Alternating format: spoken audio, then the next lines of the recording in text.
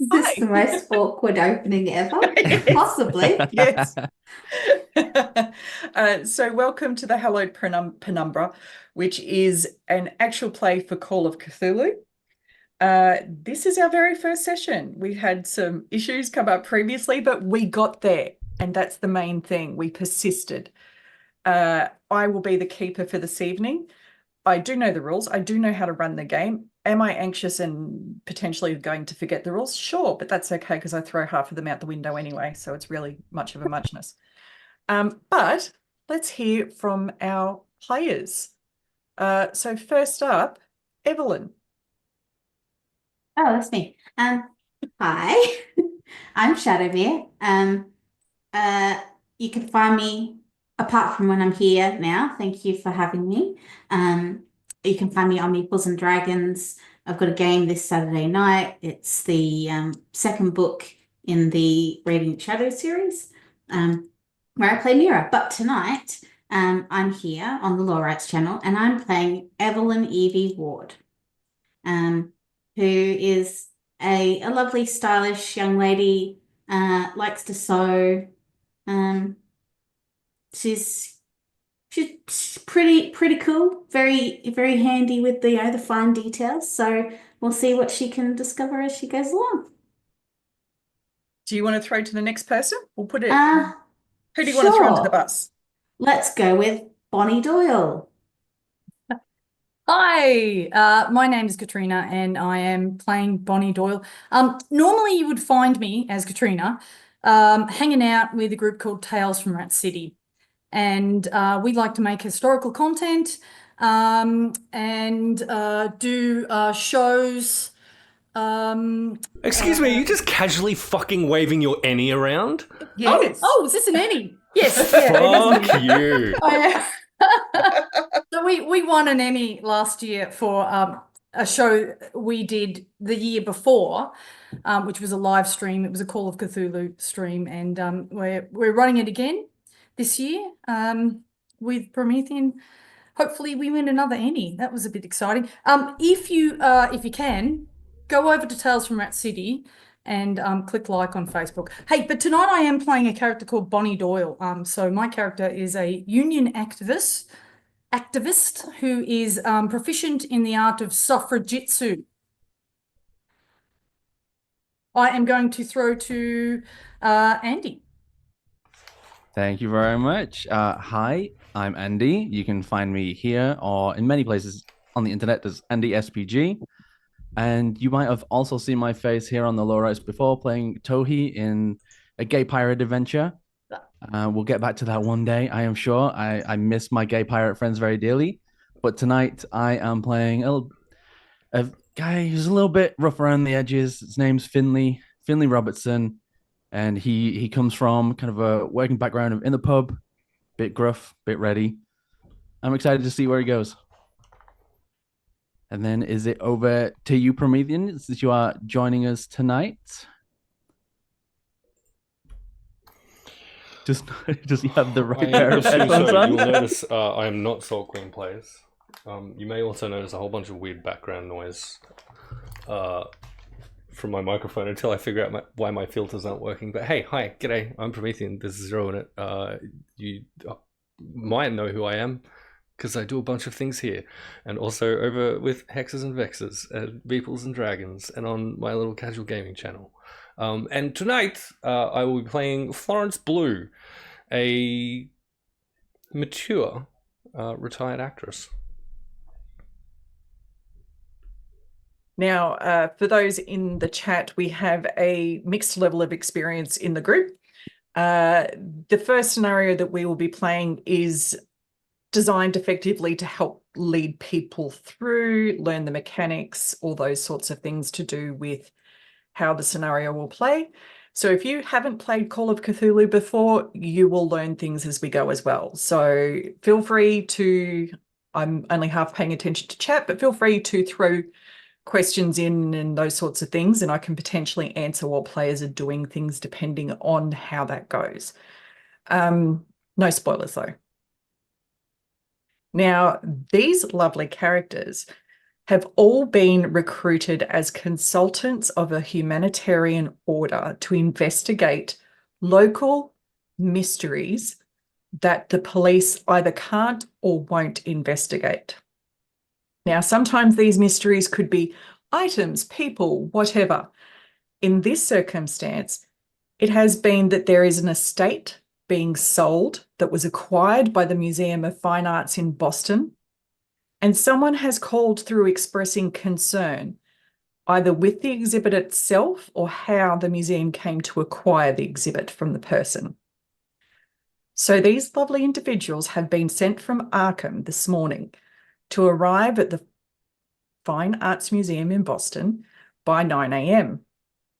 They've had 2 hours in the car ride, enjoying each other's company and getting to know each other, but it also means they have a car at their disposal. And finally, they arrive at the museum. What would you like to do?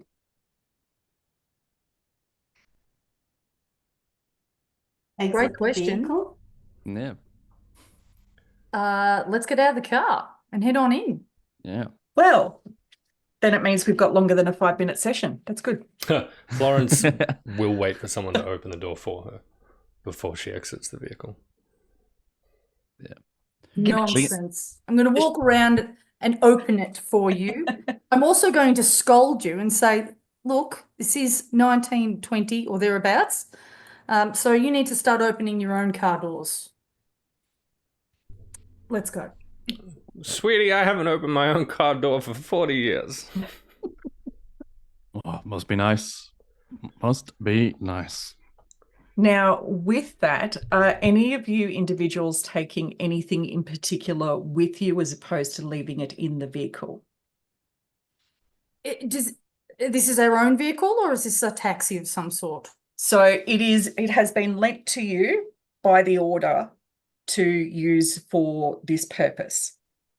So Might you don't take my- own the vehicle, but it is at your disposal while you're doing this investigation. I will take my trusty umbrella. You take your umbrella into a museum.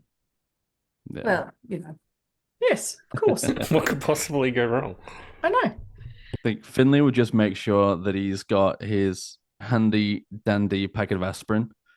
So making sure that he's got that. He tends to have trouble with headaches after drinking too much sometimes, and his cigar box and matches to boot. They're just going to keep them in his breast pocket. Okay. When you exit the vehicle, you stand in the impressive court in front of the large neoclassical building housing the Museum of Fine Art. Its white stucco mimicking the stonework of ancient Greek and Roman construction. Palatial wings spread out around you on each side of the entrance building, huge windows dominating their facades with no expense spared on their ostentatious frontage.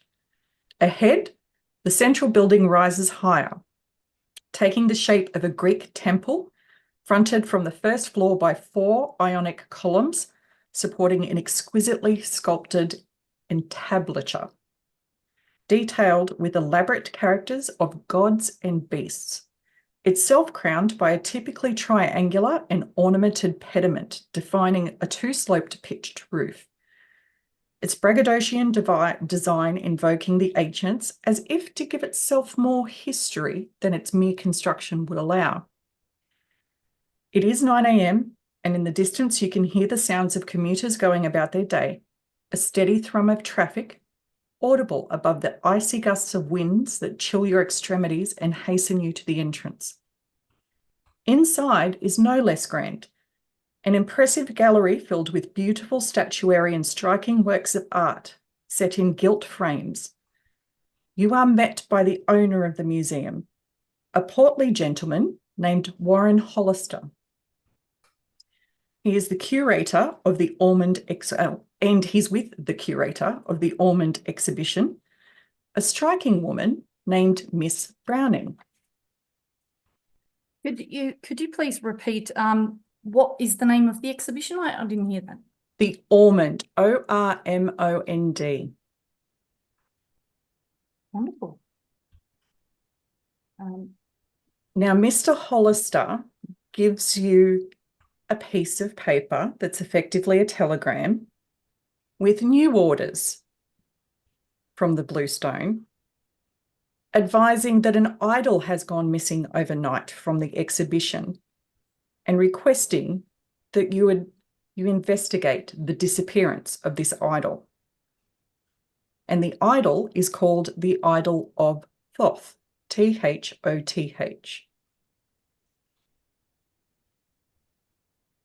Thoth. Yep. Thank you. I'm filling in a seat, but I will ask on behalf of the group if there's some kind of check that we can collectively make as to whether or not we know anything about the Idol of Thoth, just in general.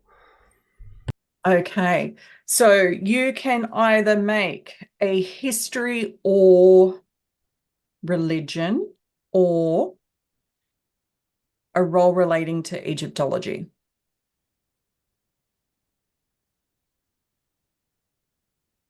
History or religion. Whoa.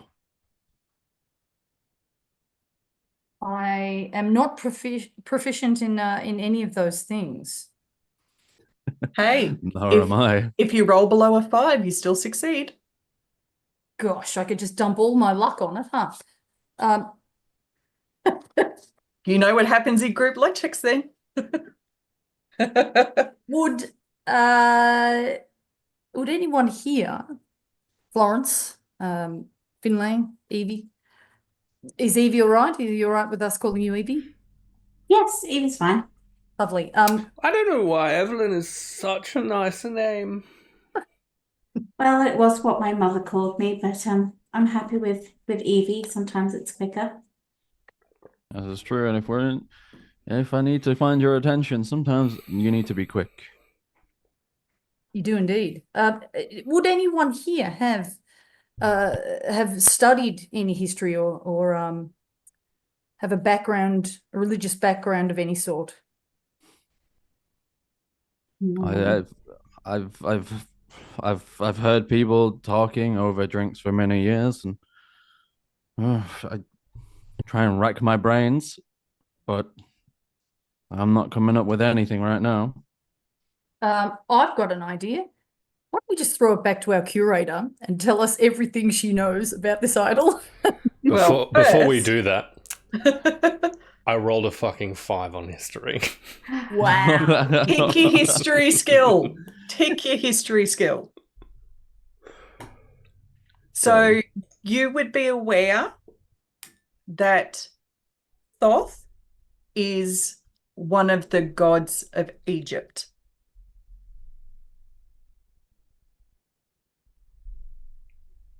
And because you got that extreme success, I will give you more. So bear with me. Does it qualify as an extreme success? Because that is Yes. my Yeah, totally because does. it's 5 or below is basically a critical success. Okay, noted. So with that, the Idol of Thoth was believed to have been in a sarcophagus that no one has been able to open. It is rumored, and this works well given how rich your character is, it is rumored to be made of a very significantly sized diamond.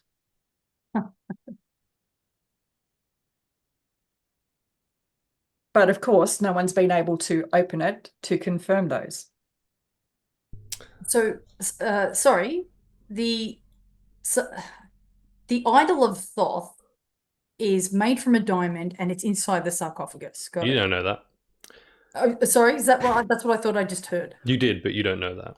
As in, Oh, Bonnie That's what doesn't know Florence knows. that. Ah. You know, I filmed once in Egypt. This could be very, very interesting. So It is indeed the 1920s, and Egypt and Egyptology is quite big at the time. Anything from say 1890 to about 1920, there were lots of expeditions. So it would be newsworthy if when a mummy was came to town it was a very popular attraction. So, is this Idol of Thoth and this curated exhibition something that we all have heard about and is in the news?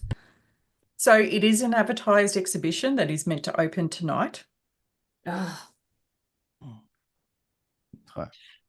The sarcophagus was not believed to contain a mummy.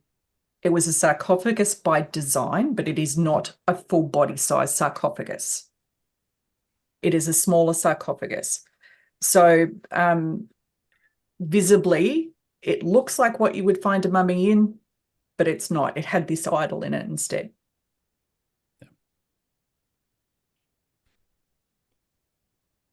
Now, Mr. Hollister, after you've read the new instructions from the order about what they would like you to do, is basically, I mean, the exhibition opens tonight and we don't know how anyone managed to open it. We came in, it was empty, whatever inside is gone. We cannot have this happen. We need you to get it back. I mean, historical relevance alone, let alone needing it for the exhibition. Please, like we will pay a finder's fee in addition to whatever Hearing is finder's required. fee. Yeah. Finley's just gonna like step in and kind of extend the hands like Finley, yep, nice to meet you. Now, you say it went missing last night. Yes, we came in this morning and the sarcophagus was open and empty. Do you see any signs of someone like a smashed window or anything? I admittedly, I'm in charge of the whole museum. That would be more of a question for my colleague, Miss Browning. But if you can find it before 5 p.m., I will pay the finder's fee of $50 to your group. You're running a tight ship then, eh? Okay. Hey, I think it would be a great idea to probably go into the room, have a look at the sarcophagus and see if we know perhaps any entry points in and out of the room. Let's go and have a look. Could you take us to the room? So Miss Browning steps forward, and she's a woman with a slightly rounded face, long brown hair. Surprisingly, it's not kept back. She's got very comfortable clothing on, wears jewelry that would be not of typical American culture, probably related to different civilizations that she has studied over time. And as she takes you to the room, the exhibition was all in one room. The museum spent a lot of money to acquire this from the estate of Arthur Ormond before he became very unwell.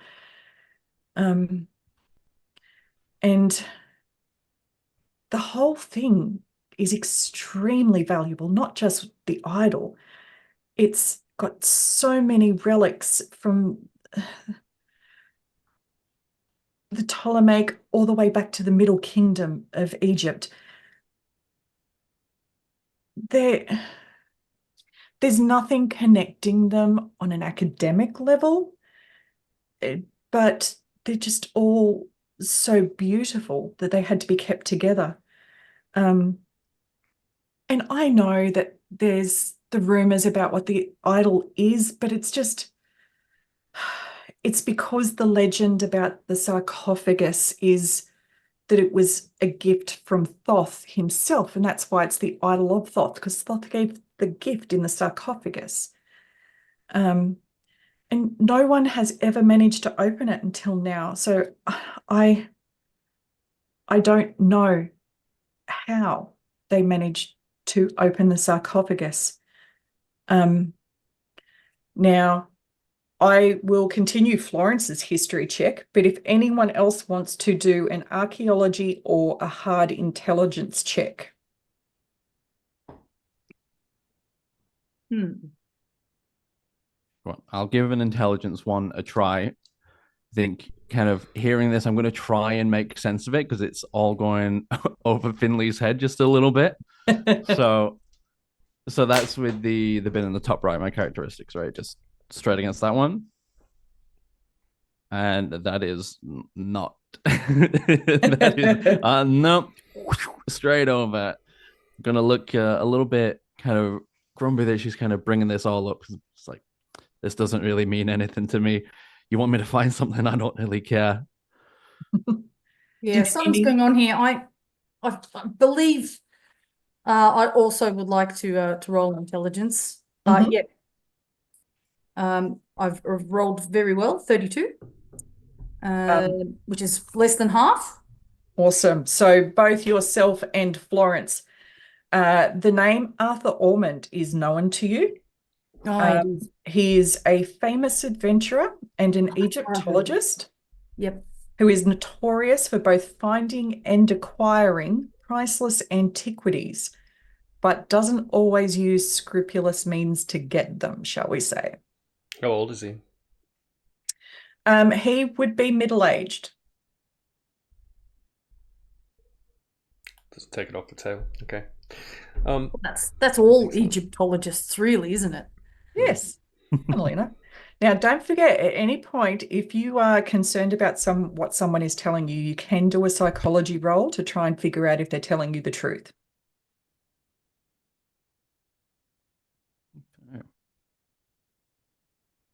Yeah, let's do it. Oh, no. I poked myself in the eye instead. Was it a critical fail? It was not a critical fail. It was Okay. high, though. It was a 78. Okay. Oh, God, sorry. I was going to ask a question. It's completely out of my head now. So sorry, everyone. She will come close to the door of the exhibition, and she will also tell you, since we got the collection, we have had phone calls almost daily, telegrams, even visits from a very unpleasant man. He wanted to buy the sarcophagus and the idol. He even threatened myself and my research assistants, Clarence Butterfield. I can't remember his name, but while you're in here, I can go get his business card from the office. We kept denying him, like we weren't going to sell it. We weren't going to split the collection, no matter how much he offered. But this theft, you'll see when you go in there, there's no windows broken. There's only one door in and out, and it was locked, and only myself and Mr. Hollister have the keys. So I don't know how they got in or out. Is there anyone working in the evening, like maybe security potentially? Security wouldn't have been able to enter the room. Clarence might have been doing some research. He had some notes that were in there. But I can't think of anyone else that would have been there. And he wouldn't know how to open it. So there's no one in the museum of an evening making sure that no one is in or out of the building. The building, yes, but not this room. This room was kept very locked. It was the first time these items were going to be exhibited. Mr. Ormond only found them like within the past few months. And where do you keep your key for this room then? And she will lift one of the necklaces she's wearing, and it's actually attached on the end of the necklace. And is Hollister still there? Hollister was left upstairs. Okay. Or in the other room. And this fella that you denied the purchase of, you didn't see him talking to any other staff, trying to weasel his way in, see if there's someone he can cut a deal with or anything? He's not. You didn't see him No. around. He used to come straight to myself or Mr. Hollister. I mean, like I said, he got to the point of making threats, but I don't, I mean, why? I mean, he stopped about a week ago. All right. It- Thinking as if he- when was the exhibition set up? Did it take a week to set it up, or was it really just yesterday that you'd set it up? And So we have been setting it up since just sort of mid-December. So we've been setting it up, and today is the 6th of January.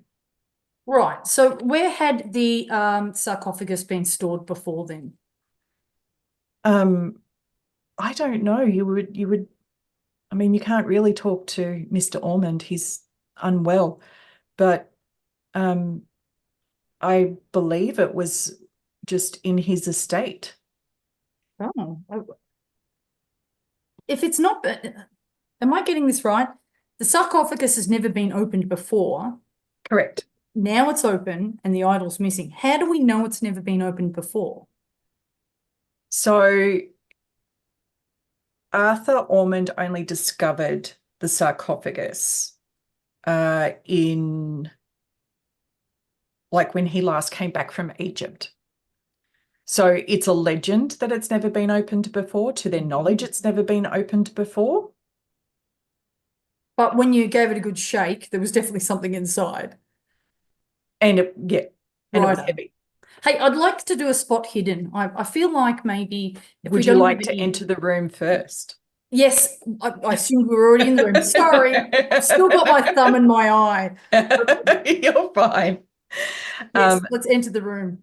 So when you enter the room, it's a newly constructed atrium. It contrasts very boldly to the rest of the building's more traditional neoclassical style. Opening the large set of double doors, it is brightly lit and large enough to serve as a ballroom. The room is rectangular with rounded corners and is 2 floors high. Each of the levels aligned with horseshoe arches and balustrades and overlook the central space, reminding you of a church's ambulatory.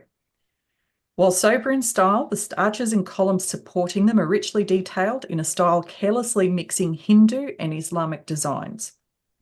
The white facing and multi-tiered construction gives the space almost like a wedding cake tier character to it.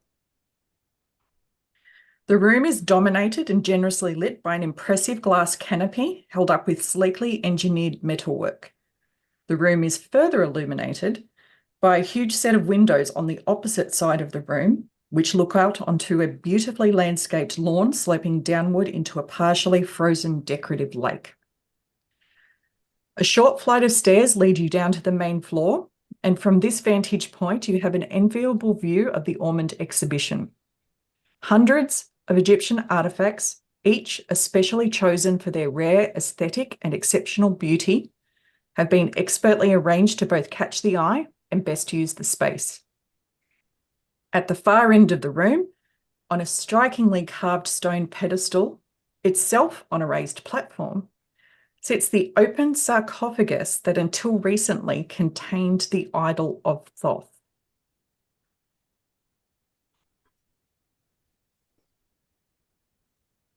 Okay, do we know? Sorry. Go ahead. Go ahead. I was going to say, I'm thinking about the windows. I'd like to go over to the windows. I'm going to go straight past the sarcophagus. There it is. It's very pretty. Egyptian. And head to the windows and see if I can't spot hidden and see if anyone. Are we on the first floor or So you are on the ground floor. ground floor? All right. I'd like to look out. I'd like to see if any garden has been disturbed outside and to spot anywhere a window might have been forced open. Okay. Anyone who's searching the room, feel free to give me a spot hidden. I don't think Florence will search the room, but did Browning come in with us? Yes. Oh, Yeah. no, she went to the office to grab the business card. Oh, yeah, okay, perfect. Okay, so it was Mr. Hollister that brought us into this room, was it? No, it was Ethel Browning. Hollister's Browning, yeah. upstairs, you said? Yeah. Mm. Hey. Okay, yeah, I think So we're walking into alone? this room. Sorry, Andy, go. No, I think walking into this room, Finley would have immediately, with the big glass canopy, would have just noticed that and would want to see if he can spot anything that's kind of gone on up there. Mhm. Since he's already asked about the windows at the front door, he's thinking, oh, well, where else could they have come from? And the big change is like, see if there's any markings, any dirty footprints or something on a glass canopy up there. Okay, so everyone who is going to be looking in the room, please roll me a spot hidden. Let's do that. Oh, very good. Very, very good. Less, I got 4, which is less than my lower number. Much better than mine of a 92. So feel free to endorse your spot hidden. Oh, I rolled a 37 as well for my spot hidden, so it's quite good. So feel free to tick that as well, because you want to see all of the things that lurk in the dark. You want that score as high as possible. Okay. And Evie's going to be looking at the sarcophagus and having a look at the patterning, if there's any on the outside of it, and just kind of really taking a close look. Meanwhile, I'm staring directly into the sun, just squinting the entire time. Why do my eyes hurt? Okay. So Finlay and Bonnie, both of you are looking at the garden, the glass, all those sorts of things. So there is actually some disturbances in the garden and some leafy material on the glass. However, the glass is not opening. And you are aware that it's also very gusty outside. So it could very well be the weather that has produced these effects rather than someone outside. right. So I'm up against the pain. Very windy outside, you lot. Very windy.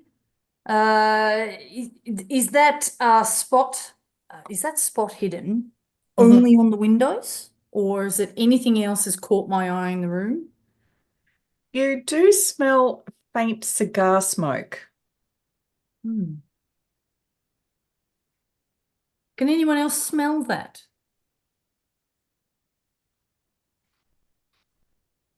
Tobacco-y. Perhaps a cigar of some sort. Oh, it could be me. Sorry. Florence will put out a cigarette that she's got in like one of those giant long cigarette holders real quick. And there would also be some smudges on the glass. But again, is that lack of cleaning or is that indicative of something else? I don't know why you're all looking outside. Clearly it was one of those two, Browning or Hollister. They're the only two that have a key. How else is anyone going to get in here and steal anything? Well, let's just test these windows.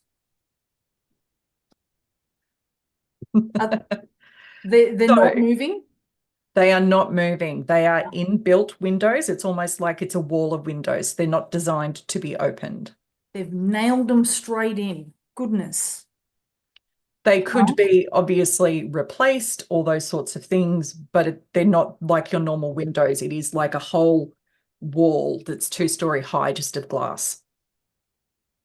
Look, I think you're right, Florence. I think it probably does point to someone having a key, and maybe we should check out the people who have the keys. And I hear Arthur's unwell. I think maybe a visit to Arthur. I'd like to hang around until we get that business card. Yeah. I will cross to Evie now, who was looking at the sarcophagus. So the sarcophagus is about 18 inches tall. It is about half as wide. It is covered in elaborate designs and detailed patterns. And it is similar to the sorts of things that you've seen on artifacts before. You're not an Egyptologist, but it's popular at the moment. You've seen some things. But also there's something about it that's a little bit different. You do, however, notice a lot of note paper, books on a table that's by the sarcophagus. And you remember that Miss Browning had said that Clarence, her research assistant, was in here at times. But okay. But she had said that she didn't think that he was in there because he can't open the door, right? No, she said she didn't think he would know how to open the sarcophagus. Oh, right. Okay. Would it be possible for me to flick through those notes? It surely is. So some of the things that you would recognize, because you wouldn't unfortunately know all of it due to not knowing Egyptology, is that he has commented that the design is similar to those found in the 18th dynasty, but some of the hieroglyphics are irregular. So he has been trying to translate things because they're different to how normal hieroglyphics are. He comments in, like, there's just notes, things like hieratic priestly script with a question mark next to it. Cartouche pictograms, another question mark next to it. Has things like images do not seem Egyptian underlined. Words that you do recognize in the notes, given what has come forward and what he's translated, is Thoth, gift, gods, moon, theft, and curse.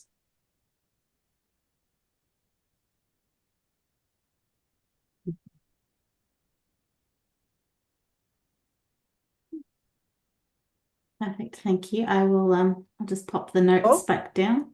There's more. There's more. There's more. I can read. It does look like he was potentially here last night. He has 2 reference books open on the table. Volumes 1 and 2 of the Egyptian Hieroglyphic Dictionary by Sir Ernest Alfred Wallace Budge. But also, he's only half eaten the food that was obviously his nighttime meal. Like he's possibly been disturbed while he's been eating. Disturbed by a discovery or disturbed by a thief? Who knows? The desk was pretty messy and chaotic. He could just be one of those people. Is Evie saying all this out loud? Is she that kind of weird?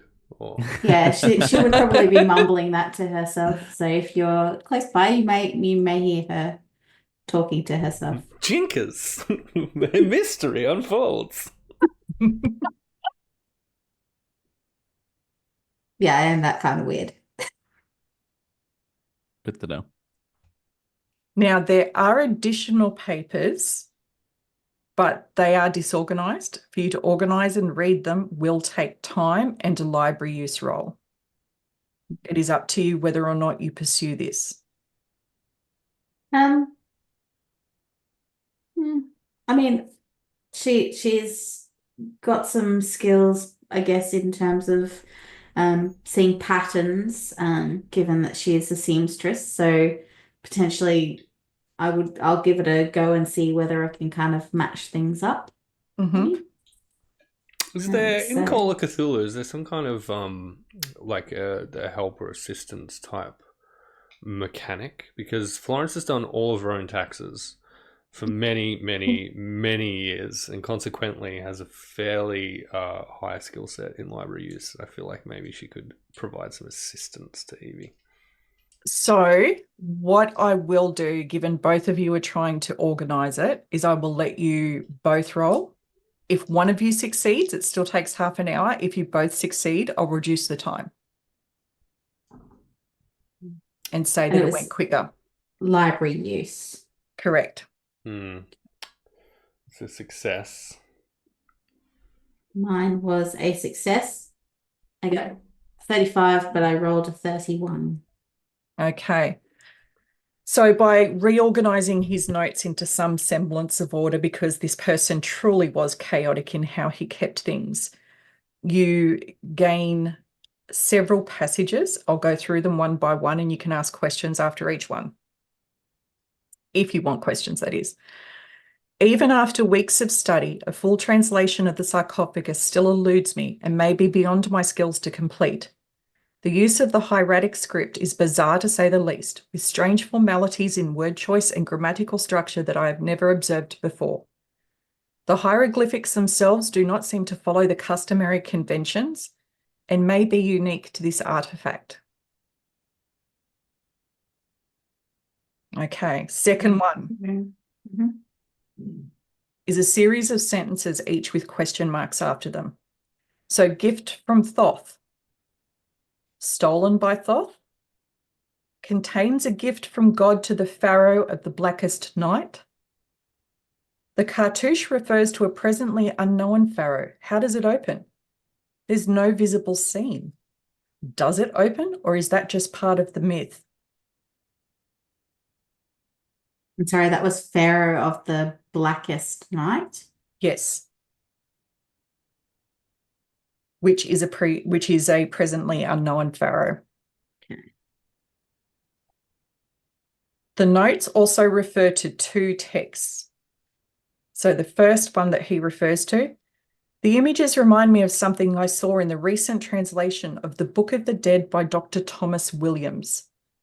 Could they relate to the creation myth regarding Thoth, Nut, or Nut, depending on how you wish to pronounce it, and Khonsu? And the second reference, the unknown hieroglyphics bear a resemblance to those I saw in the Akhenaten fragments. I wonder if Professor Gray will grant us access. Now, Evie is reading this out aloud. So we've just been up against the window listening the whole time for half an hour. I think between the two of No, us, between we would have because two of conveyed them this succeeded. They were information. yeah. You're right. I will say Yeah. 15 minutes instead of half an hour. Florence will point out this is why you can't trust researchers and linguists. These hieroglyphs they're talking about, they could have been some important ritual, or they could have been some scandalous naughty act for all we know, and we'll never know. I agree with you. Absolutely. Has our friend returned with the card? Not yet, because there is one more thing Evie notices. Directly opposite the sarcophagus, behind the small table that you've just been looking at the notes on, sits an empty plinth. A note on it reads, 4th Dynasty fertility statue depicting Isis and carved from soapstone. It was, from what you can tell, knocked over and broken. Okay, so the statue is still there. It's just been knocked off the plinth and broken. Correct. It is on the floor broken. Okay. Can I go and could I pick it up? You can if you so wish. I would like to pick it up if I possibly can. Evie, So- what have you spotted? Well, a statue of Isis that's been broken, but I don't recall anyone mentioning any other artifacts being damaged. A sign of struggle or a sign of clumsiness? What do you Yeah. think? Hmm. A sign of perhaps hear me out. Sarcophagus opening and someone stumbling back, maybe. Hey, Right? Who Could be knows? something that startled someone eating their dinner. I think we're onto something. It was Ooh. Clarence. it was Clarence in the auditorium with the knife. It is about this time when Miss Browning returns with the business card. She hands it over. It is the business card for Professor Vincent Gray. Head Amazing. of Occult and Archaeology Faculty at Miskatonic University. What was the first name again? Sorry, Vincent. Vincent. Thank you. Miss Browning, did you notice that this statue had been knocked over? No. Oh. I'm yet another one. I mean, it's probably one of the lesser valuable artifacts, but I mean, we would have just been completely distracted by the Idol of Thoth being missing. Look, it's soapstone. I'm sure you could pick another one up at a market close by. No one would know the difference, right? Well, it was less about that and more about the beauty of the carving. Absolutely. But you don't look very well. Are you okay? I'm very nervous about, it's almost like something is just going wrong with this. I mean, we have to hold the exhibition, but the centerpiece is the sarcophagus. I mean, the exhibition will still go ahead as planned, but obviously having the sarcophagus or the contents returned would add to people's interest. What can you tell us about Professor Gray? Sorry, I spoke out of turn then. No? I was going to ask, you nervous because of the potential curse on the sarcophagus or the idol? What curse? Hey, focus. Well, there's some notes here that I believe your assistant Clarence was maybe working on the last time the sarcophagus was in the room and not open. And I think he mentioned something about a potential curse, maybe? He's your research assistant, Miss Clarence. What is even your actual job?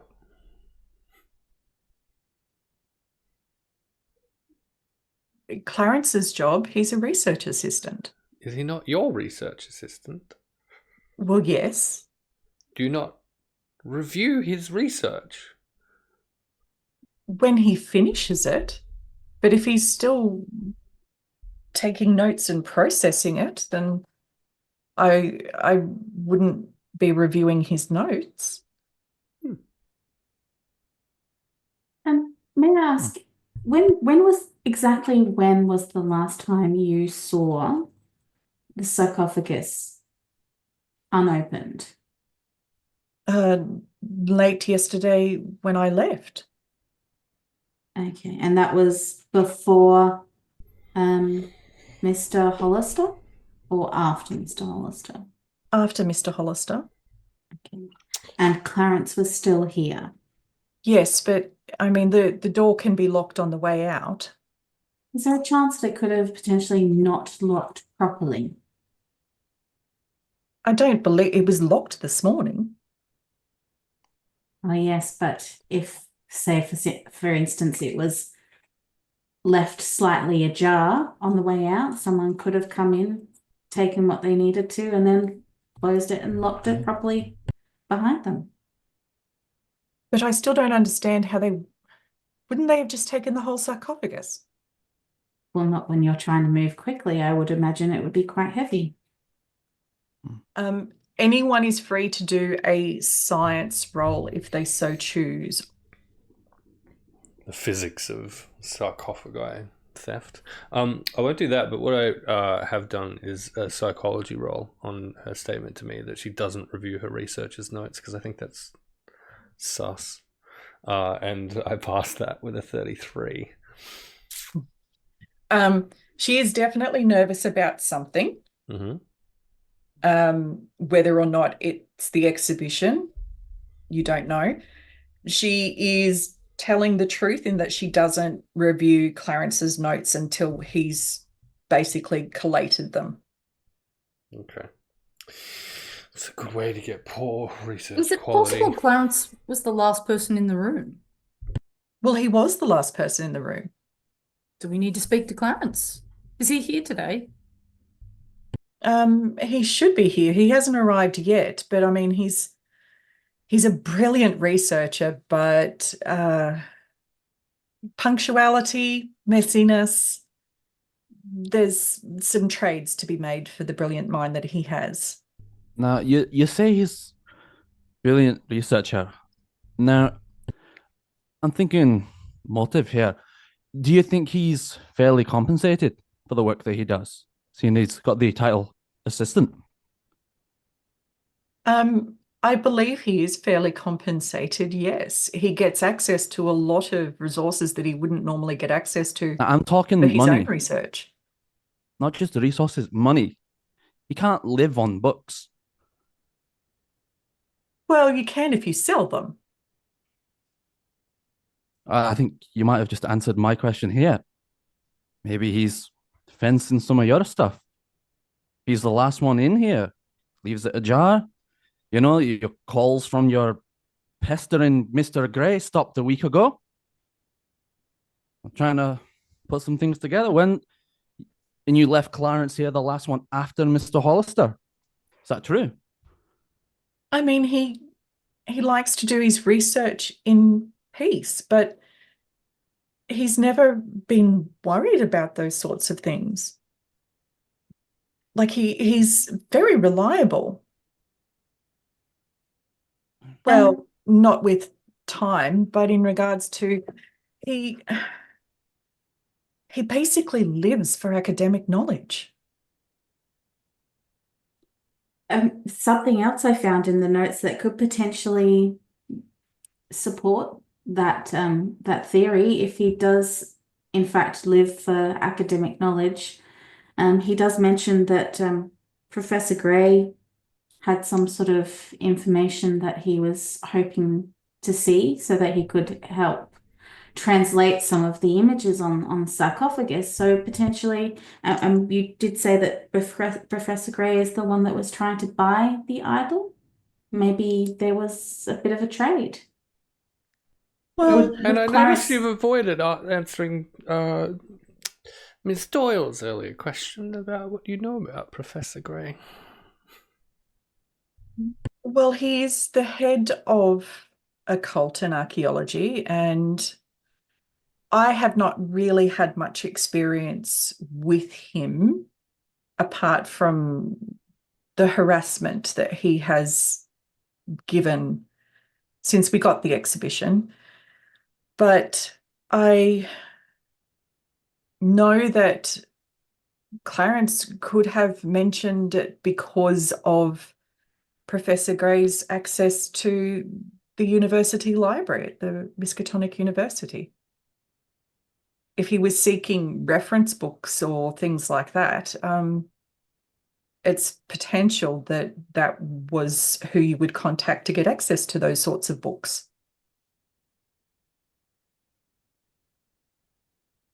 It seems to me we've got two people we really need to talk to. Can I or may I ask, what time is it now? We arrived at 9. What are we at? 9:30? Yep. And when is your exhibition opening? It is opening at 5 p.m. tonight. Good Lord, that's 8 hours and a bit. Should we crack on? That is up to you. Is there anything here that we think we could potentially find or get more? I mean, she's quite aloof, you lot, and she's not giving us any information. What if we were to speak to someone who might have a different take, who might be a little clearer, maybe the assistant Clarence before we hit Professor Gray? I agree, we need to talk to a man, and I think we should talk to Mr. Hollister before we leave, as he's the only other person with the key. And again, there's two people with the key. I don't know how much clearer I can make this. Clearly, one of them was involved. Okay, so Clarence, just to clarify, if Clarence was the last person in the room, Clarence would have had the key, left, locked up, returned the key to you. Is that correct? No, Clarence didn't have the key. I had the key, but he knew how to lock the door. So he's flicked the So switch. basically, and you would have noticed because you were looking around the room, it is one of those doors that you can lock and pull closed from the like, so you can lock it from the inside and pull closed, but to get in from the outside, you would need a key. Well, such an exhibition with such rarities, is it normally the case that you allow one person to be in the room with such valuable things without anyone else watching? And the ability to shut the door. Look, it's rhetorical. Mm-hmm. It seems a bit weird that you're going, hey, look, lock it when you feel like it. Has this person locked the door or not? Let's go and talk to the museum owner, Mr. Hollister. Is that right? Mm-hmm. To save you time, she will give you the address of Clarence Butterfield before you go talk to Hollister, because you've indicated that you want to talk to him as well. Sure. Wonderful. We'll scratch that down on our bit of paper. Thank you for doing that. So we have both the card and the address. Mm-hmm. All right. Whereabouts is our museum owner's office? Warren. So he is out on the floor in the main area. He is the head of the whole museum. So there's multiple exhibitions and wings that he, in theory, oversees, but delegates to. So he is someone that very much has previously had a specialty in some form of history, but now he oversees many different forms of history that he doesn't necessarily have deep knowledge in. But he's out on the floor conducting the usual day-to-day business of the museum.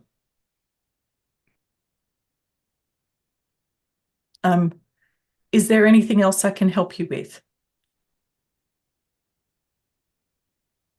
Just one question just about the key. Is there any point in time where you would remove it and leave it in a place where other people could access? Oh, no. And you haven't recently been broken into in your own home, have you? No. I am. You've got to understand, as the head of the whole museum, my reputation would be ruined if something like that were to happen. I'm very conscious of the keys at any given time, along with certain other things in the museum. Only I 2 appreciate keys that. for the whole museum. No, two Doesn't keys. sound right. 2 keys for that room. Oh, for that room. Oh, okay. That makes more sense. All right. Well, let's do it. Let's chat to, I'd love to chat to Mr. Hollister. Hollister. Yeah. Mr. Hollister. That was Mr. Hollister. Oh, Oh, I excellent. thought sorry, I thought we were I leaving. with absolutely Brownie. thought we were still talking to Brownie no, as well. no. It's fine. So yeah, Mr. Hollister is someone who you get the impression from having a further conversation with him, he knows bugger all about Egyptology, which is why effectively Miss Browning is the one that he's pointed you towards. His specialty is in a different area. He is very, I have a duty. This is my duty. I have a reputation. So he does not come across as someone who would leave the keys just lying around. And from an operational point of view, there's no one manning the front doors that could say someone came in or there was any sort of like noises in the museum of the evening that anything happened. Would he be aware of anything like that? So he doesn't tend to stay there overnight time because We've had any reports from anyone that was there at nighttime. I guess I'm thinking if there was someone kind of keeping an eye out of an evening. he has not been alerted to anything by the security that does patrols.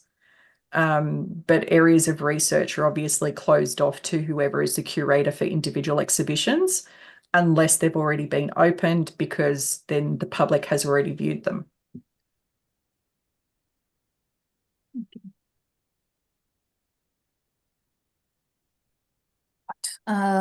You lot, what else do we need? What other information do we need to get off Mr. Hollister? I'd like to know so you have security and they come around.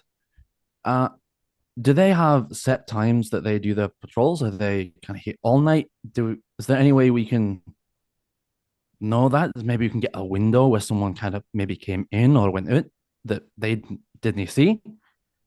I presume that they have set patrols, but I'm not aware of the particulars of them. But we haven't had any incidents before. That have been seen. Well, we would be aware of things missing the next morning. But maybe not someone skulking around having a wee look. Is there any way we can speak to someone that usually does your security as well? Well, they're not on site really this morning, but I haven't had any reports in the notes left from me from last night. All right. And there's no way for us, you don't have an address that we can maybe go to at some point? I mean, I could give you an address. Just stay here while I go look one up. And he'll potter off for 5 minutes and come back and hand you a piece of paper. Given he works night shift, I'm uncertain as to what type of response you would receive. But if it leads to the return, then by all means.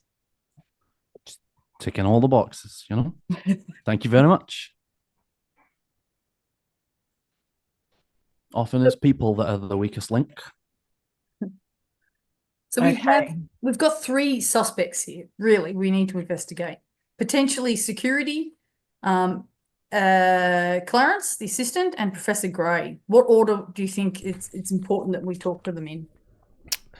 I think I'd love to see Clarence. I think we should talk to Clarence. Yeah, agree. Yeah. Perhaps they can shed some more light on what they discovered through their research.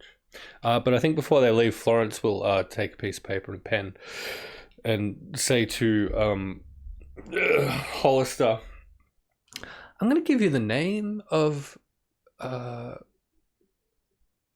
the fellow who runs a security company for my little palazzo in Italy. It's a little strange that your security people aren't here the morning after a considerate security breach. I think you need to get rid of all of those boys and get yourself some new help.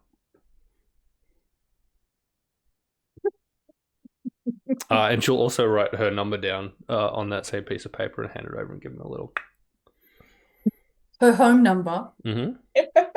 So she would be nowhere near that phone, and it is the 1920s with no way to answer that. I'm impressed she has a phone at all. Listen, depending on how Yeah. far we get Yeah. into this, I'm not expecting Florence to live for very long. So, On the piece of paper is just the number 7. yeah, That's the phone. there are 7 numbers on it. Yeah. Tops. 18 people in Arkham that actually are rich enough to own a phone. Okay. She's probably one of them. She does a dodgy taxes. How fucking dare you? Does someone want to roll a ID roll? A what roll? An ID roll. Is that even a thing? Oh, What would it come? it is a thing. Pick another name for it. Give me a.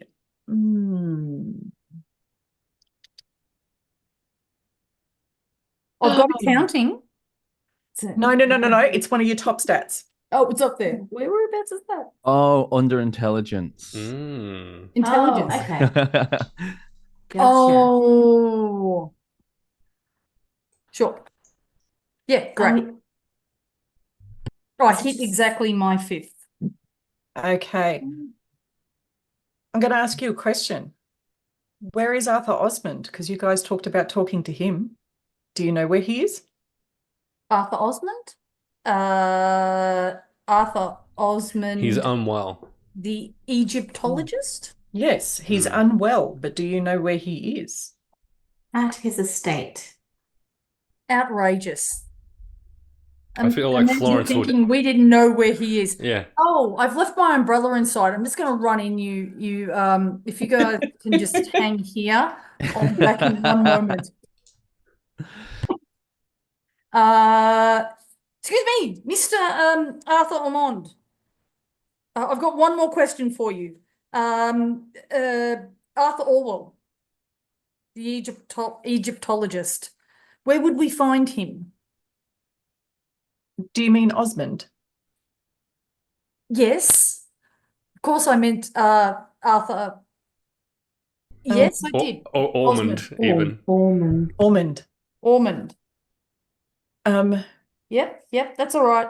He's not into names. He's more into managing a museum. Perhaps I need to talk to Basically, Miss Ethel Browning instead. um, Ethel, so, good to see you. well, he suffered a mental break of sorts, and and he'll look around to make sure no one's watching because, you know, he's very much about reputation, and this is someone's reputation. He's currently in the Arkham Sanatorium. And that is why his family have been selling off his estate. Wow. All right, well, thanks. What? You wouldn't believe what I just heard. He's in sanitarium. Oh, That's it. dreadful place. Great cocaine. So currently, before you have the Arkham Sanatorium. Now, Arkham is 2 hours away. You have the Miskatonic University, if you're wanting to look at the reference books that Clarence was talking about. And you have Professor Vincent Gray's residence. Now, all of those are in Arkham. Here in Boston, you would have various research places, whether or not you wanted information on the exhibit, whether or not you want to go to Clarence Butterworth's house, wherever you need to go. So you have several places in front of you. Which ones are you choosing, and who are you choosing to go where? I feel like we're pretty solidly locked onto chatting with Clarence before anything, yeah? Yeah. Yeah. Yeah. Last person in the room. Last person in the room, absolutely. He's a nerd. He'll know all the things. Are we All the walking it things. or carring it? Oh, Okay. take the car. My niece, I'm what they used to be.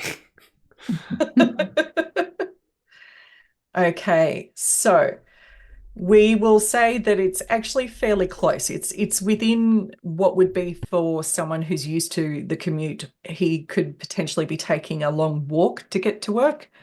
But definitely it is something that is still within reason to take a car to. When you arrive at his house, it's a small tenement building. It is not well-to-do tenement building, shall we say. And you find out from the landlady that Clarence rents a room within the building. She will let you know that he is not present currently. She will describe him as a very large individual, but he's very quiet and reserved. And she will describe his car, which is a 1917 Abbott Detroit, but the car is also not here. Well, I mean, do we know for a fact he's definitely not there? Should we check anyway?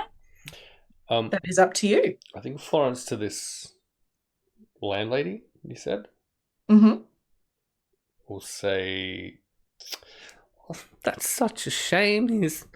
Clarence has actually won a competition to meet one of his all-time favorite actresses, you see. I wonder if perhaps you couldn't just give us a key so that I could wait for him to return. Give him a nice little surprise. Make sure that he receives his just reward." Give me a credit rating roll. Credit rating roll. Mhm. Flash the platinum card. Told you I'm rich and famous. No. That isn't no. 100. Oh, Whoa. oh. Yeah. I'm sorry, but who are you? Genuinely and truly flabbergasted. Well, I am of course Florence Bell. You must have heard of me. No, I'm afraid I haven't. Look, I'm going to try and persuade her. But this is Florence Bell, the famous It's Florence. I'm exactly one under 49. Florence Bell, come on, Florence Bell. I can take you up there so you can check for yourself that he's not present, but I don't feel comfortable leaving you in his room. That's fair. That seems fair.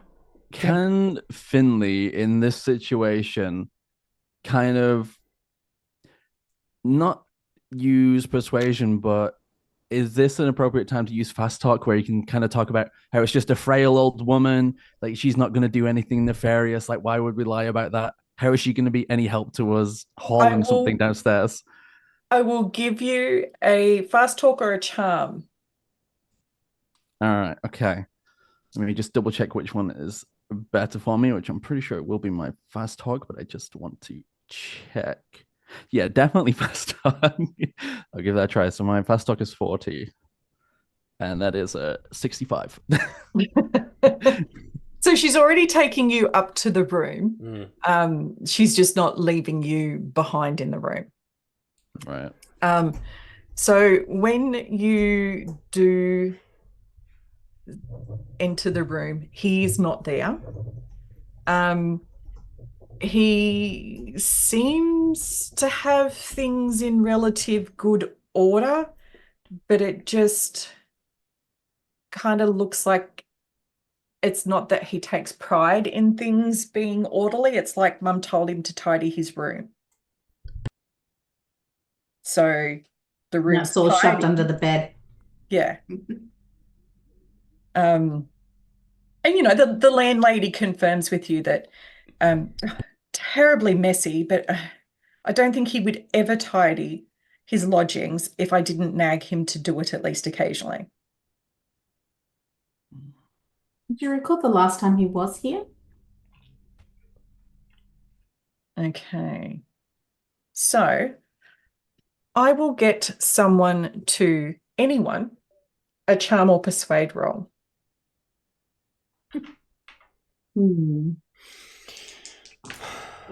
Both of mine are exactly the same number. Let's give it a red hot go. Oof, fail. I've failed by 11. Oh, it's my other eye now. Oh, God. I hate it when that happens. How did you go, Evie? I failed by 4. I needed 40. I rolled 44. Wait, hang on. We can add some luck to it. Yeah, let's add some luck. That's a lot of luck points to be spending if there's a group luck roll. I've got heaps. Heaps. Let's just knock 11 off my luck. What's the actual consequence of burning luck in a sustained Call of Cthulhu campaign?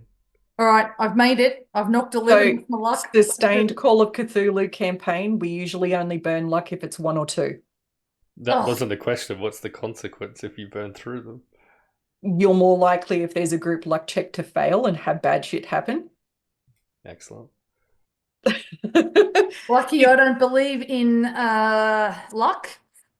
I will use them though. Can I use them? That's a lot to burn through. That is a lot to burn through. The question for you in thinking about that is, one, do you think you would get anything incredibly useful? And two, would you rather push your roll instead? Remind me quickly on how to push a roll. So pushing a Ah. roll means that you're telling me an extra way you will go about it, and you roll with disadvantage.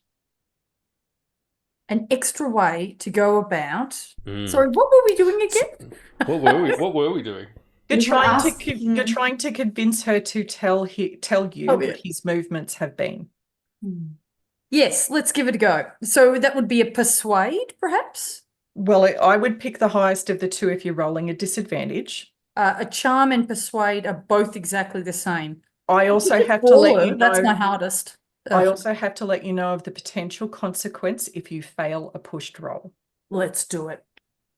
So the potential consequence if you fail a pushed roll is her kicking you out of the building. All of us or just me? All of you. I see. Do Florence We'll talk about Bell it. or no Florence Bell? AKA Florence Blue. Florence Blue. Florence Bell's her stage name. That's the one people are going to be most familiar with. What I thought you said. All right. What else do we need to know before we push that roll, or do we not and move on with our lives? I think we He's not probably. here. I think we probably want to actually just find him and track him down. I do have a question for you, landlady.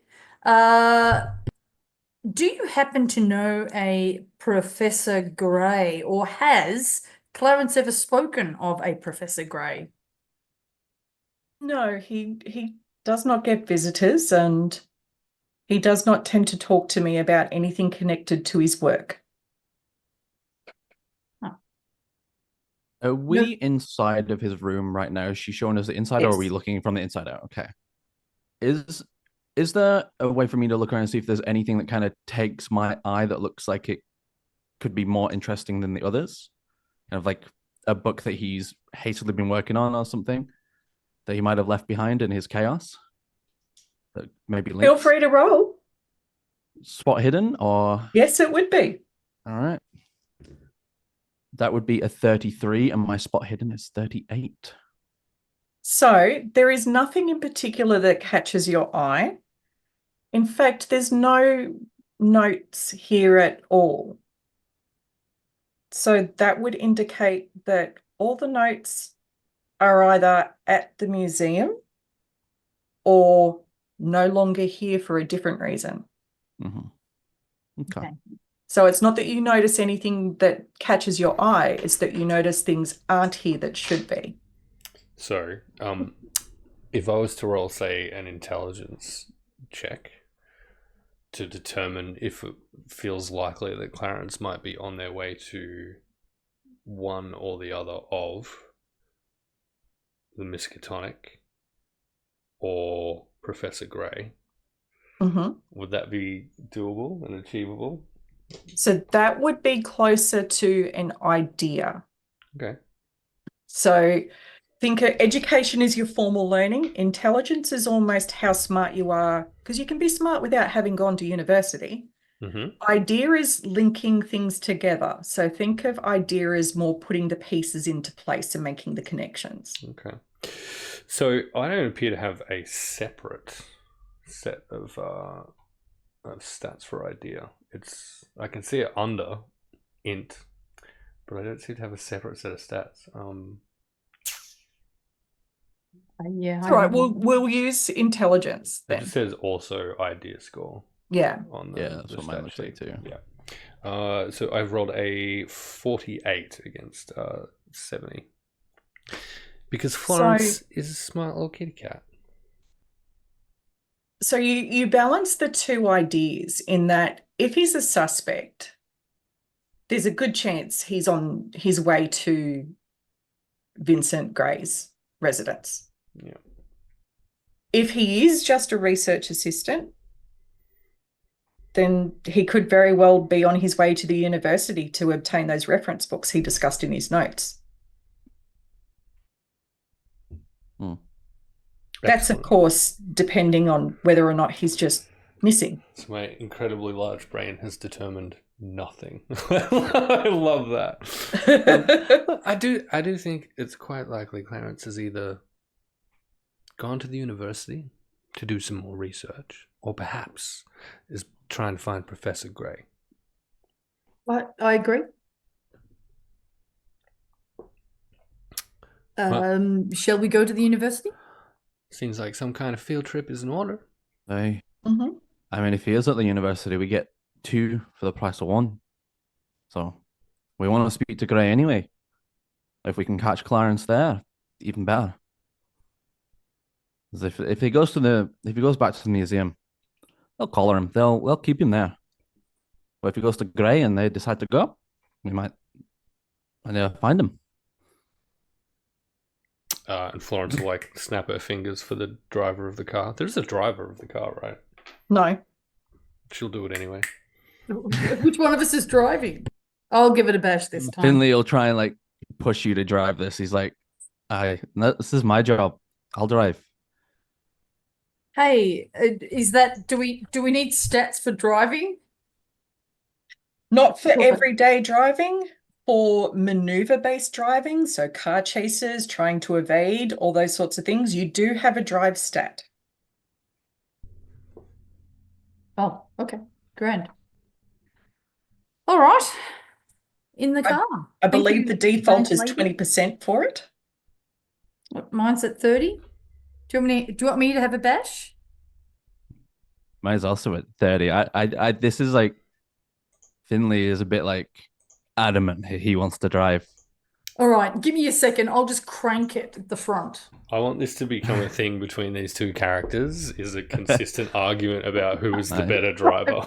Yeah. Do you like me to get the passenger door for you, Princess? Yeah, I can see each of you trying to get a tick box just to keep increasing the drive skill over the other one. Yes, correct.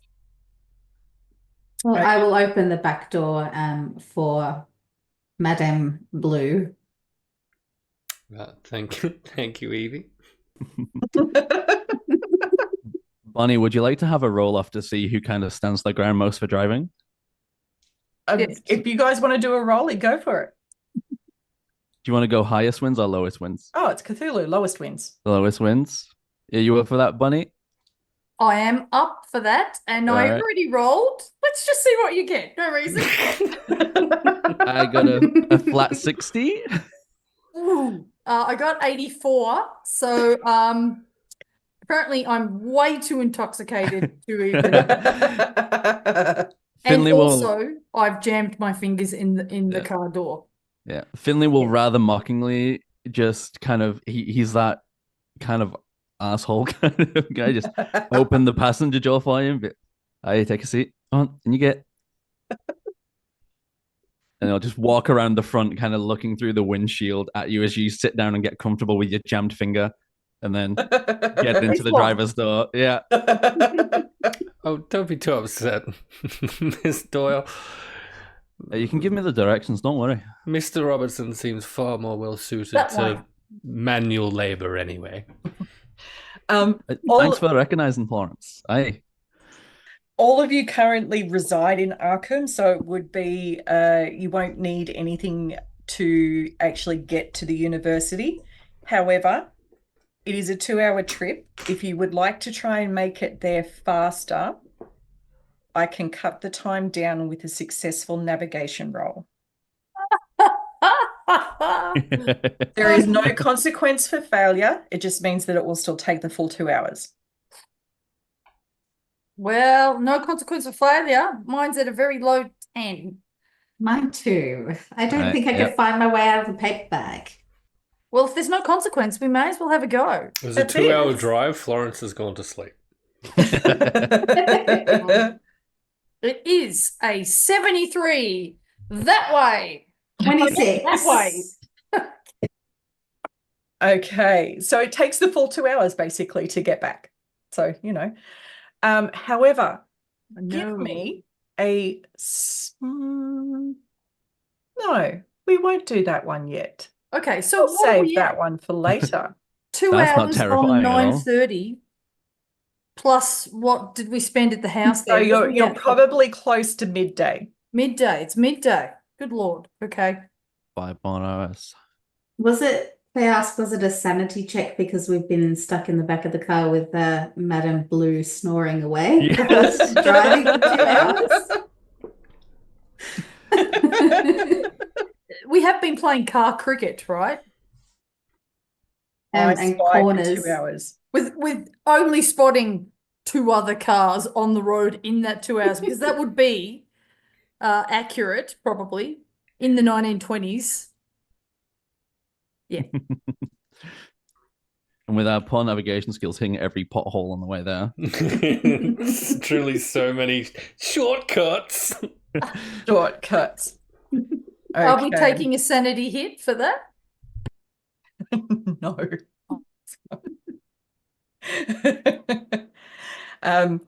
So, for those who have not been to the Miskatonic University in Arkham, it is legitimately the biggest and very well-stocked university library that you have really come across. It has a lot of reference books, and people are also aware that there is a hidden book section that only certain people are allowed to access. It contains a lot of rare and unique books. And Arkham, or Miskatonic University in Arkham, is actually known as a teaching university. So it has a lot of different disciplines there, including doctors that are in training, different ones where they basically do apprenticeships, for want of a better term, as well as some of the more obscure fields that you wouldn't necessarily find at a mainstream university. The library itself is a 3-story building. It's known as the Orne Library. It contains over 400,000 books, Whoa. including volumes of such rarity that the collection is famous worldwide, and not even the libraries of Cambridge or Boston can rival it. Public admittance is allowed, provided you make a donation upon entry. And there are library staff that can help you with your searches. However, if you're using a library staff member to help you in your search, it will only grant you 10% on top of your current library use role. And of course, looking for books takes time. Oh. You do have here, try and access Vincent Gray's office. Look for the reference books that Clarence mentioned.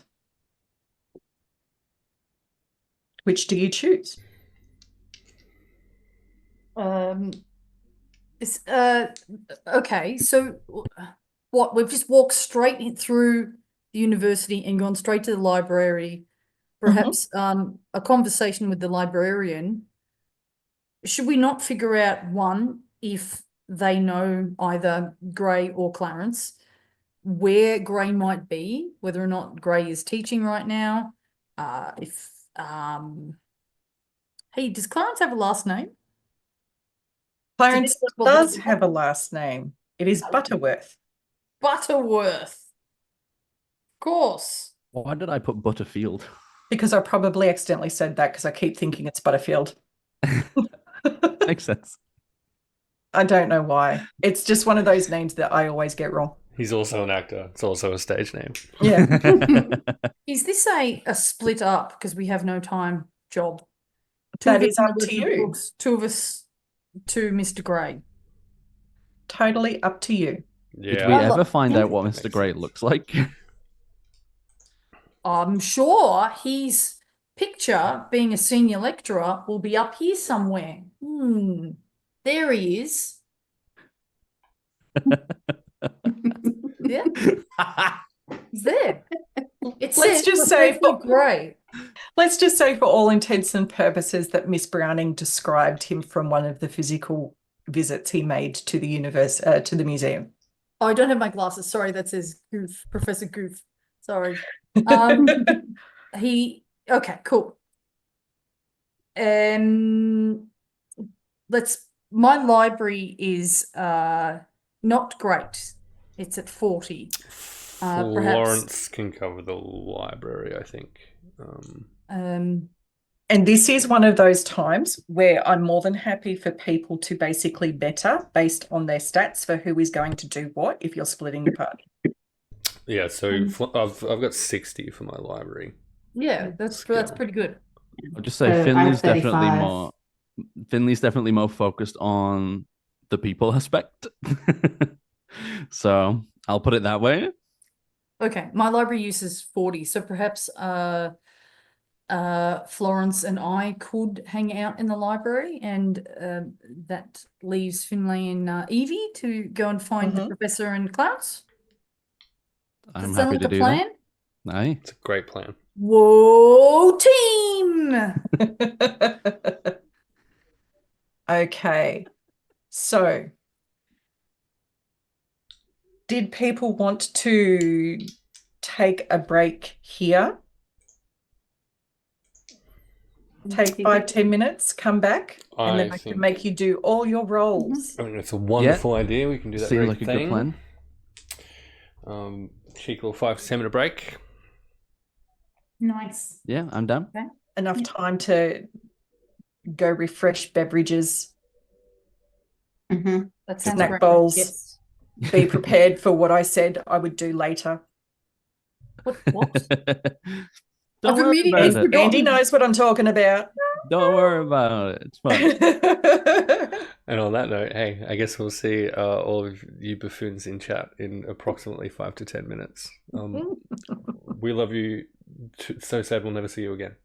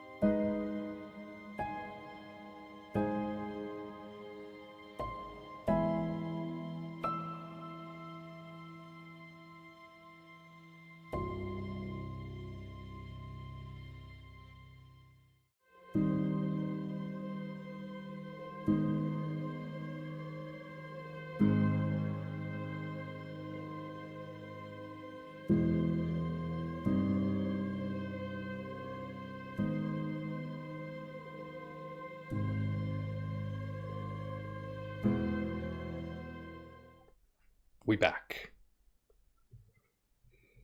Our intrepid investigators are deciding to split the party, with two of them investigating the books that have been referenced by Mr. Butterworth, and two of them going to find Professor Gray.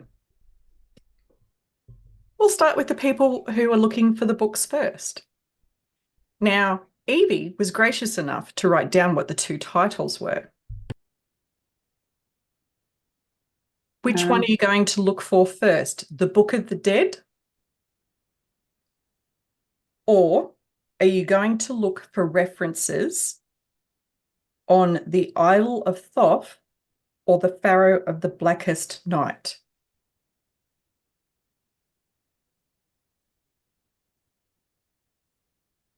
Sorry, why did we want the Book of the Dead? What was the Blackest Night is definitely something that came up.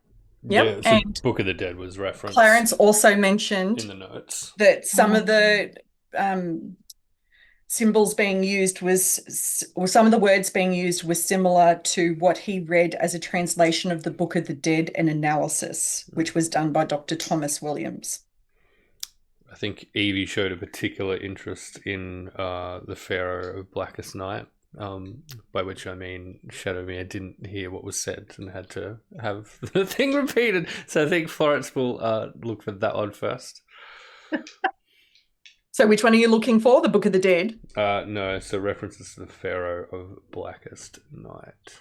Yeah, the Book of the Okay. Blackest Night.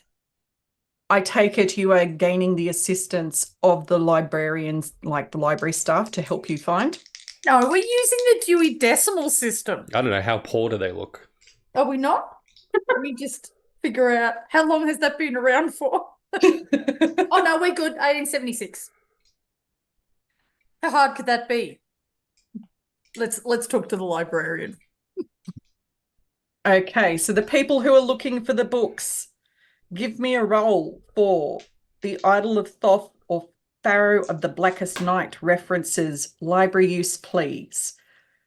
But because you have assistance from staff, you can add 10% to Great. your score. I love that. So our total, if our total's 40, I Then can you add 4. You can roll below 50. Yeah, excellent. Because so my library use is 60. I rolled 63, so that's quite helpful. Use some. Oh, I did. 40, whatever that is, 46. Yep. And so that makes Great. me 53. And you could also do that, Florence. You could add some luck if you wanted, just a couple of luck to get you under. I don't need to because the help of the librarian gets me under 60. Great. Just. So both appear fleetingly in a small number of texts, so not a very common thing to be looking for. All of them that do reference it are called apocryphals and link those identities or entities, or however you wish to view it, with a mythical city known as Nyarlath. It was an ancient trading hub which was said to have been troubled by civil unrest, leading to cataclysmic rioting and destruction.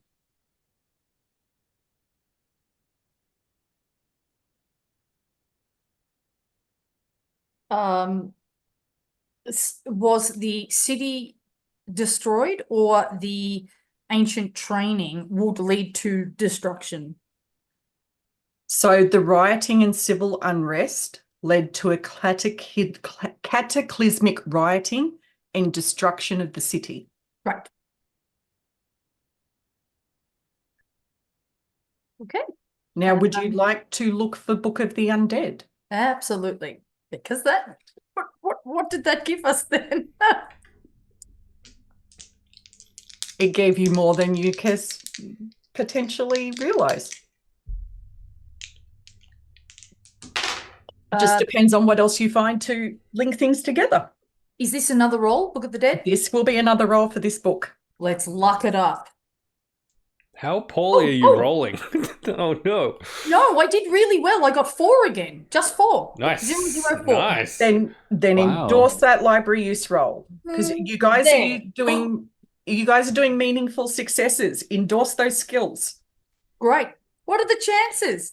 I just spun around in circles, pointed at a random book, and there it was. I rolled a 44 for mine. So, by finding the Book of the Dead, you will realize that the myth Clarence was talking about when he referenced it is a little known story about how the Egyptian calendar was actually formed. And there is a passage. In the early stages of creation, the sky goddess Nut was seduced by earth god Geb, and she fell pregnant. Furious with her infidelity and also worried that her offspring might depose him from power, the supreme sun god Ra cast a curse on her. From that moment on, Nut would not be able to give birth on any of the 360 days of the year. Thoth, the great intermediary, Oh, very good. came to the aid of Nut and devised a plan to outmaneuver Ra. Thoth approached the moon deity Khonsu, who was a great lover of the game Senet, and challenged him to a contest. Thoth proposed that if he won, his prize would be a measure of the moon's light. Khonsu was so confident in his abilities that he accepted. However, Thoth thoroughly outplayed him and won. In claiming his prize, Thoth took the light that he had won from the moon and gave it to Nut. This transfer caused the Earth orbit to shift and increased its length from 360 days per year to some 365. Nut was thus able to give birth on the extra days as they were not part of the true Earth year. That is a lovely, lovely story. That's very cool. That is Book of the Dead. We've hit our Blackest Night. The other book that Clarence referenced, which is the Akhenaten Fragments, author unknown, you are told by the staff has been indefinitely sequestered by Professor Vincent Gray, and they will direct you to his office, room 366, on the third floor in the west of the university building. However, by doing those searches, you are now at 1 p.m. Each of those searches took 30 minutes. Holy moly. No, that's that. It just means we don't get paid the full amount. That's fine. It also feels like a really good segue over to the two who are looking for the professor. 30 minutes, but I rolled a 4. Surely that was a very quick. Like it just fell off the shelf. So it fell off the shelf. It hit me on the head, and I went, oh, there it is. Here's the thing. For that 4, I didn't charge you the extra time for the third book that was sequestered. Ooh. I see. All right. Yep. Take it. Just take it. Take it. Yeah, take it. Okay. Quick. I am It's a a benevolent 4-3. and generous keeper. Listen to all these poor people concerned about how much money we're going to get for doing this on time.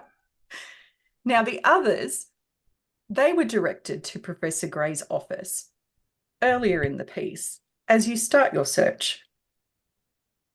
Professor Gray has not been at the university for a week. His door is locked. Mm. Would you like to convince a staff member to unlock it for you? I love it. I would like to open the floor to Evie to maybe charm their way in. I could give it a go. Definitely.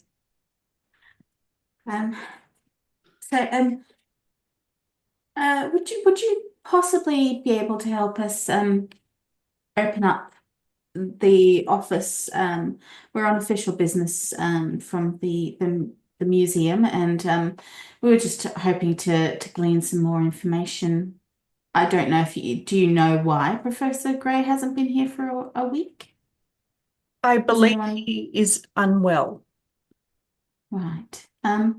Well, seeing as how he isn't here, we obviously wouldn't want to upset him by calling at his private residence. Would you be able to help us out and see if we can find some of the information that we're required to locate? Give me a charm or fast talk roll. Your choice. Your choice. What is better? Can I just point out, if I was running Um, this fucking game, I'd have gotten so much shit for that, for saying choose instead of choice.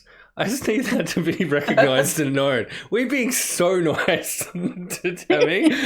Yeah. Well, But you did say that's it, so now, haha, you said choose Promethean.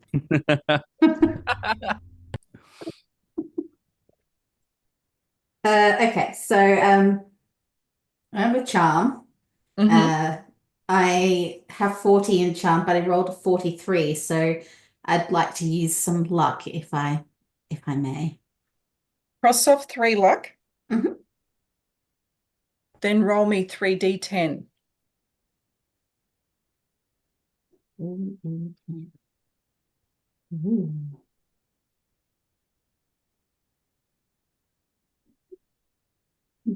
And so just the D10, Yep. not the one with the extra numbers or the bigger numbers. Okay. Oh, And add the 3 numbers together. 26. So it takes 26 minutes for them to go and get the key Oh no. and come back. Jesus. Oh, Oh, Hey, you still got into the office. true. true. Okay. Office 366 now stands before you. It is a little visited corridor high up on the 3rd floor in the isolated west building that houses the occult and archaeology departments. The electric lighting has been damaged due to recent bad weather and has not yet been fixed. So your hallway is a little dark. But by getting into the office, you see a small stack of correspondence that has been pushed under the door because his office has not been opened, obviously, for some days. And it has piled up on the inside. There is several letters. And there are also, of course, other things in the room. Would you like to roll a spot hidden? Yes. Can we both do that? As we're You both certainly going can. through? Yeah.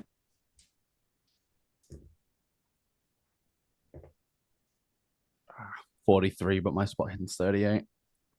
Shame. I rolled a 55, but my spot hidden's 50. Is it possible to use more luck? Or you could try and push the roll. It is up to you. I got a lot of luck. I'll use some more luck, I think. Okay. So I take off 5.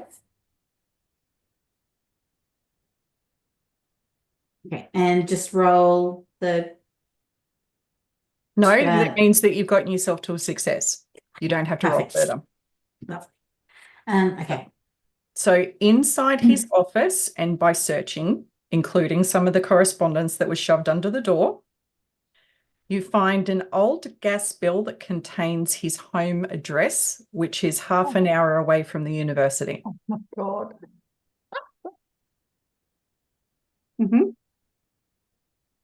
You find bookcases around the room. Some of them are pretty mundane stuff, including psychology, Dark Ages history, Napoleonic Wars. There are a lot of books on the subject of Egyptology.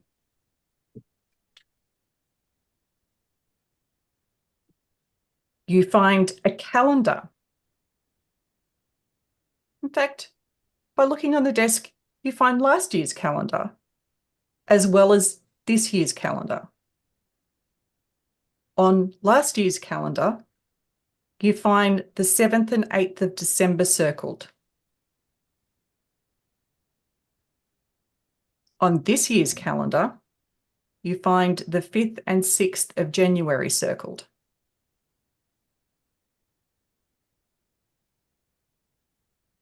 And we are in the beginning of January currently. You are on the 6th of January.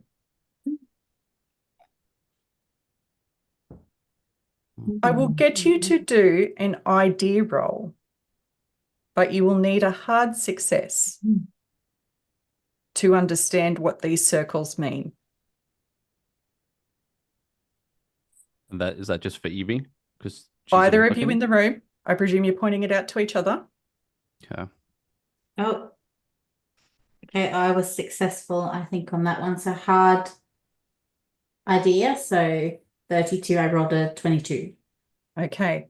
You realize that the circled dates correspond with the full moon. He's a werewolf. You also find a half-written letter addressed to Miss Browning. Dear Miss Browning, I am writing once again.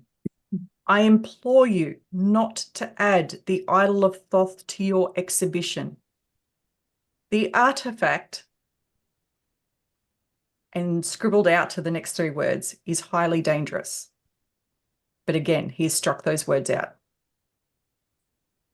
Of great archaeological significance, and should the words be confined and then struck out. Be preserved at the Miskatonic.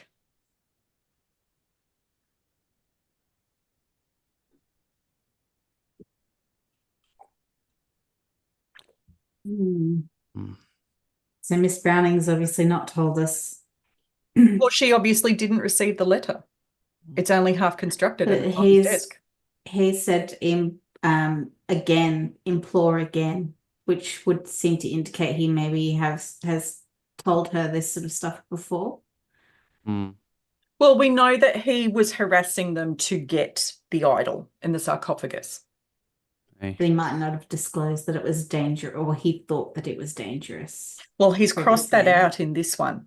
Hmm. Okay. Now, searching the office took you an extra 15 minutes. So you would be leaving just before the others are coming over.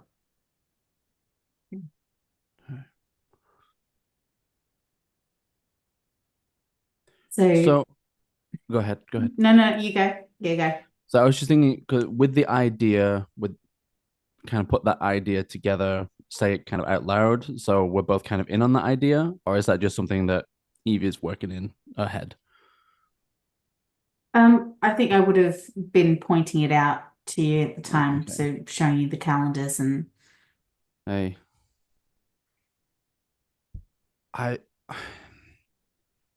She did say that about a week ago is when he stopped kind of talking. Do you think he's skipped? You think he's scared of what's coming?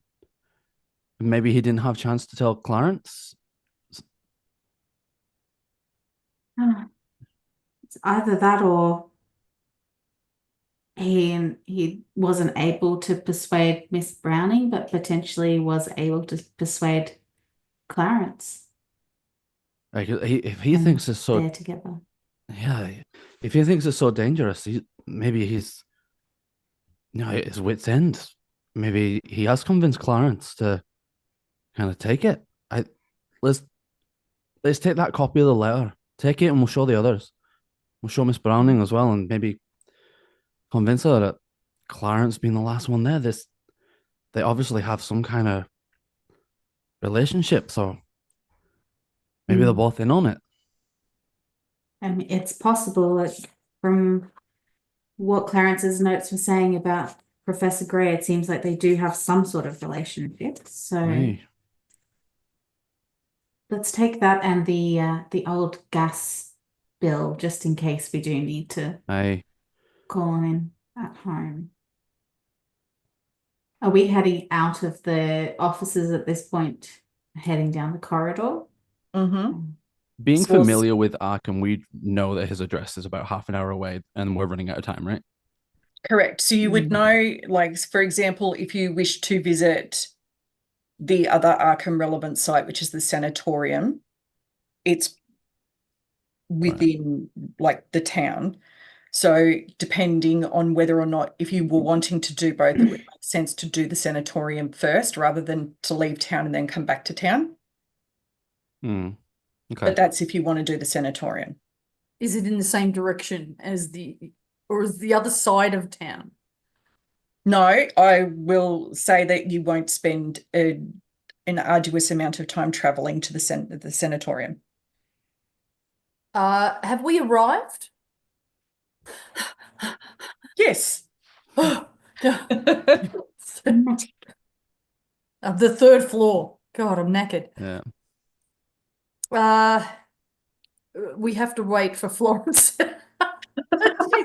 You know what? It would be Sketching up. easier if we just ran back downstairs. She probably hasn't made it up here yet. We could continue walking out. If there's not an elevator, she will wait for you to return. Okay. Grab everything that we can. We'll take that. Go meet Florence. So, calendars, letter, Mhm. bill. Let's get moving. Let's go. Where would you like to go? Downstairs, I'm assuming where Florence is waiting. And then once we get there, I'm assuming we can come to a consensus. She'll be right. It's I fine. think she would have got bored waiting for you and she'll have gone to the car. You just you're waiting for someone to open the door. Yeah. She is mysteriously seated in the back of the car. Presumably, she found does someone to open open the door doors. for her. So what time are we at now? You 1 are p.m.? approximately 1 o'clock. 1 p.m. Okay. Right. So, well, in that case, do we head to the sanatorium if we still think that is relevant, or Fill each other in on what As we we found on drive. the drive. Yeah. Mhm. Who's Not talking? no, not time to argue. You just get in, Bonnie. Just get in. Unbelievable. You can drive this time. Just Oh, go. fantastic. What's the circular thing in front of me again? Oh, Jesus Christ. Jesus Christ. Oh, no, I've got it. We're good. All right, let's go. The sanitarium. Left pedal Hey. stop, right pedal go. Is it? I think it's all manual, isn't it? It's just a Flintstones car. Everyone get It's a your feet Flintstone, down. yeah. And everyone's got running their feet. So where am I headed? Where am I headed? we're going to the sanatorium? The sanatorium. Yes. Mm-mm. Off we go. So the sanatorium is very well known. It is unfortunately one of those things where people can take a train and see it on the way past if they're wanting to do a looky-loo and stuff like that. The Arkham Asylum is based on the real world asylum where the first lobotomy was ever created and done, and serves as the inspiration for the Arkham Asylum in Batman. Just a little fact out there for people. So when you arrive at the asylum or sanatorium, as it is in this world, you are greeted by a young and chipper receptionist named William Merrick. Oddly enough, you can see signs in the background that the lead physician of the whole sanatorium is a Dr. Chester Merrick.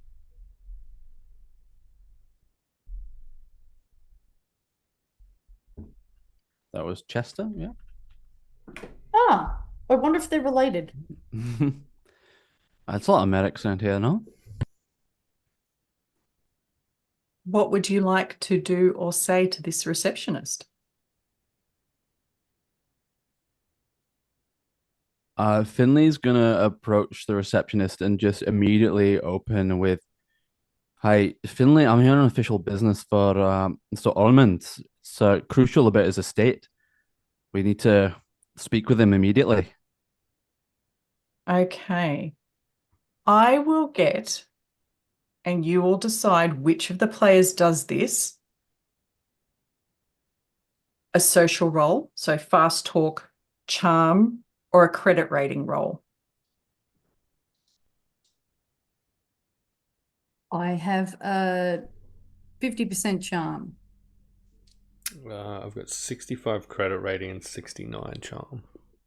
I'm at You 40 You chose on 69 on purpose for that, didn't you? plus. Obviously. I'm poor and not so charming. Do you think we want to maybe play this where Miss Florence here is looking to purchase some parts that are, interesting to her because she's got some money?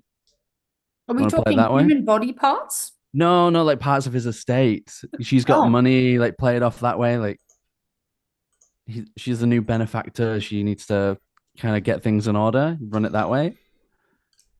She's got that air of richness about her, perhaps. Sorry, who owns the asylum? Actually, that's a good call. Is it run by private benefactors in that way? Because then that would be a brilliant ploy. Like, I Okay. mean, as was the time, donations do help with certain things. You often had unhappy wives deposited to be kept away with melancholy. Yeah, you did. So making donations would get you certain privileges, but it's not owned Mhm. by a private individual in the sense that you're thinking. Sure. Okay. So what is our angle? We're going to approach William Merrick, the clerk, with the understanding that we are interested in purchasing from whom? That all feels very faffy. I think a more direct approach that we would like to see Professor Gray would be better in some way, shape, or form. You mean Arthur Ormond? Sure, that's the one. Yeah. Okay. So I opened with about Ormond's estate. Mm. So maybe we're purchasing from him since he's in here. Or Yeah, we yeah. are Yeah, okay, doing that makes something sense. else with that. Yeah. Correct. It's like, yeah, his stuff is being sold off anyway, and we need to speak to him about buying something else since he's in here. So, like, you flashing a bit of cash or your wealth with the way you're dressed and carry yourself might help. Just my rich internal charm. That was my idea anyway. The floor is open though. Yeah, great idea. Probably not going to go with that whole story to the receptionist necessarily, Yeah, just but we'll convey that yeah, to the just receptionist. Miss Florence here is interested in speaking. She's got some plans, so if you could show us the way to the room, that'd be great. And a 28 will be not a critical success, but the other one. The hard success. Yeah, hard success. That's the one. Yeah. Was it on your 69 charm that you got a hard success? It was. Yep. Which See. nice. Hey. Had to go there. So the receptionist will show you to the lead physician, Dr. Merrick. And that's where Florence will crank it up. With your nice success on your 69 charm, Mr. Merrick will basically be, I'm not sure why you were sent here, given his current state. Maybe I should brief you on what condition he's currently in. When his family brought him in, he was incoherent. He was constantly screaming and shouting gibberish that we could make no sense of. He was also badly injured from self-inflicted wounds to his eyes, head, and face. almost as if he was trying to scratch his eyes out and pull his face off somehow. We gave him a room, but he was just so agitated and violent that we had to restrain him. But it was very odd because a day later, he just went silent and he's been catatonic ever since. Oh, no. I can take you to his room so you can see this for yourself. But I do believe you will get no business deal from him. Sorry, who is this? Ormond. Ormond. The Egyptologist.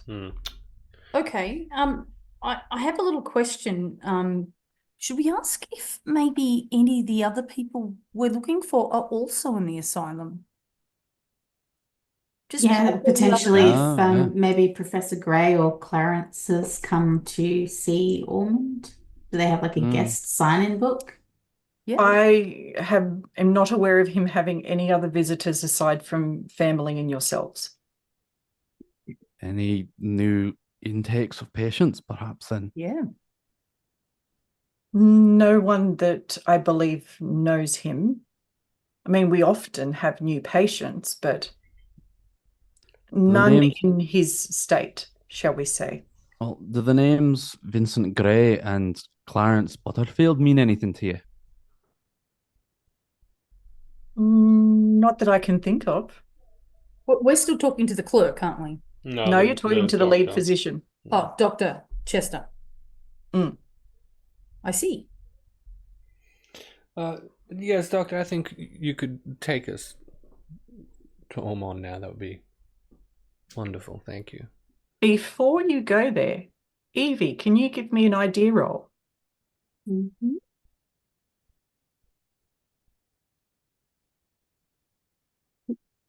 57, so that's a success.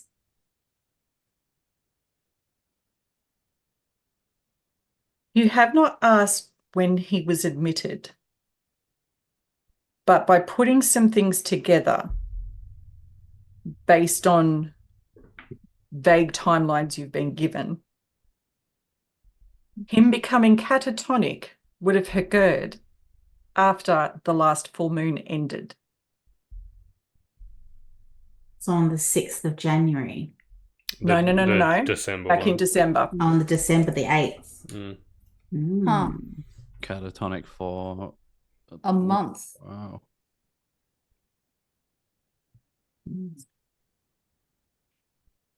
Is there really any point in us going into his rooms to see if he's been catatonic for a month? Yeah, let's go in and poke him. I mean, talk to him. Sorry, talk to him. Dr. Merrick is still taking you to the room so you can see for yourself that he's catatonic. However, as you start going down the hallway to Mr. Ormond's cell, as they were referred to then and not room, you hear frantic screaming. You are overtaken by a large number of orderlies who are running ahead and disappear into the room at the end of the hall.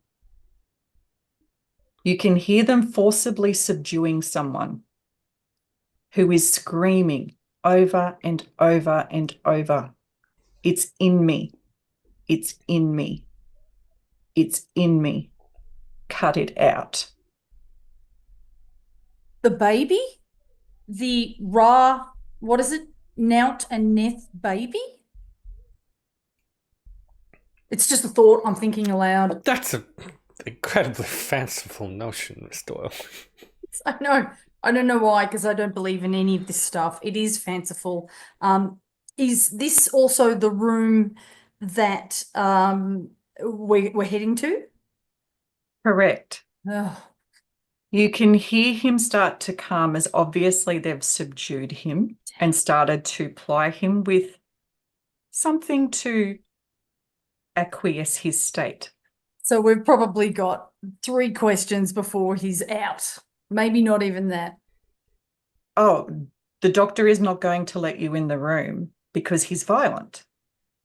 You do hear him saying, though, as he is passing out, the moon is looking at me. Like and I. It wants it back. The moon is looking at me like And I. it wants it back. Ooh. Well, that's not creepy at all. Swat back. If any of you want to look at the physical state that Arthur is in, you can. Absolutely. Yes. Yep. It's a no from me. I will pass. Because you are outside the room, but you can see through the door. Okay, I'm going to peer through the door. Okay. Give me a spot hidden because you're looking through orderlies. I will absolutely do that. Can I also do this? I'm like trying to push my way through. I did well. That is a 005. Nice. Good job. That bumps my spot hidden again. So I got a you 33 over see- 38.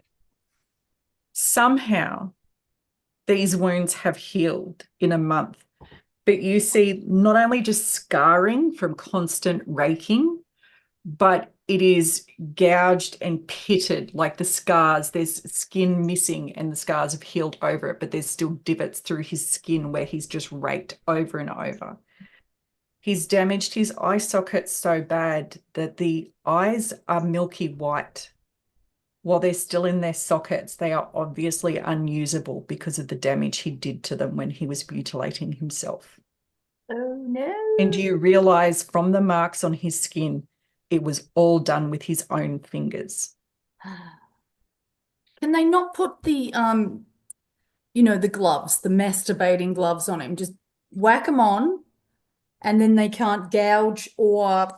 They're healed. These are not fresh. Please tell me Bonnie is actually recommending this to the head physician. Absolutely. These are not fresh. These are healed. These would be the mutilations they talked about him being found with. Okay. What I would like you to do is give me our first sanity roll of the game. Right. Great fun. Okay. 55 and I got 40.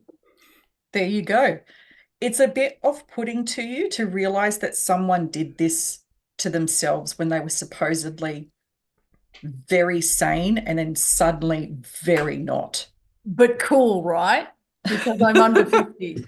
Look, it's a bit off-putting, you guys, but it looks pretty rad. I mean, those scars are going to be absolutely chick magnets, I imagine. Well, I don't know. Like, that's up to your character if she finds it She would never say attractive. anything like that. She would never say anything like that. Out loud. You're right. Those scars are actually quite terrifying, and he's done that with his own fingernails. And there's no point in the door is shut. There's no way we can access him or talk to him. He is gone. He's out. They've sedated him. But you do have those lines that he was saying. Mm. Did anyone bother to write them down? Evie, I do you still have did. the Awesome. calendar on you? Yep, I've still got the calendars, both of them. It says it's been catatonic for about a month. You just double check those dates. They're so called. So the 7th and the 8th of December, and then the 5th and the 6th of December. And it's the 6th today. Correct, yes. So I will let you know because Merrick has been quite open with you given the hard success from Florence. Arthur would have mutilated himself on the 8th of December. Sorry, on the 7th of December. Mm-hmm. He was found on the 8th of December and admitted into Arkham. And then by the 10th of December, he was catatonic. Okay. And he's been catatonic that whole Until time? today. Okay, until today being the 6th of January. Mhm. And another full moon. Which is also at the end of the full moon.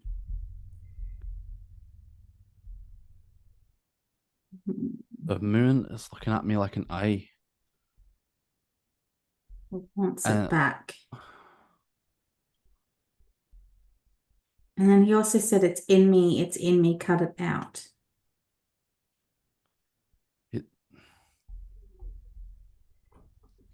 What did you find in those books? Like they would have filled us in with what they read in the books about. I think on the drive over. Yeah. Yes. Yeah. Absolutely, yeah. Would have The told birthing and the child and the birth what have you. Yep, and the extra days of the week, and 5 extra days to have a baby on. specifically the gift of moonlight that Thoth gave to Newt. I guess. Yep, absolutely. And the other book was The Ancient Training Hub. Of the mythical Nyalat. Nyalat. Would you like to know how to spell it since you were the person who came across the book? Oh, I know how to spell it. Nairlaphghgt. Nyalat. Hey, It was a town, not a person. damn it. Go on. So it is Nyalat, so Nyarlat. I was so close. How many apostrophes though? None. And umlauts. None. None. What? Mm. This game is unplayable. What?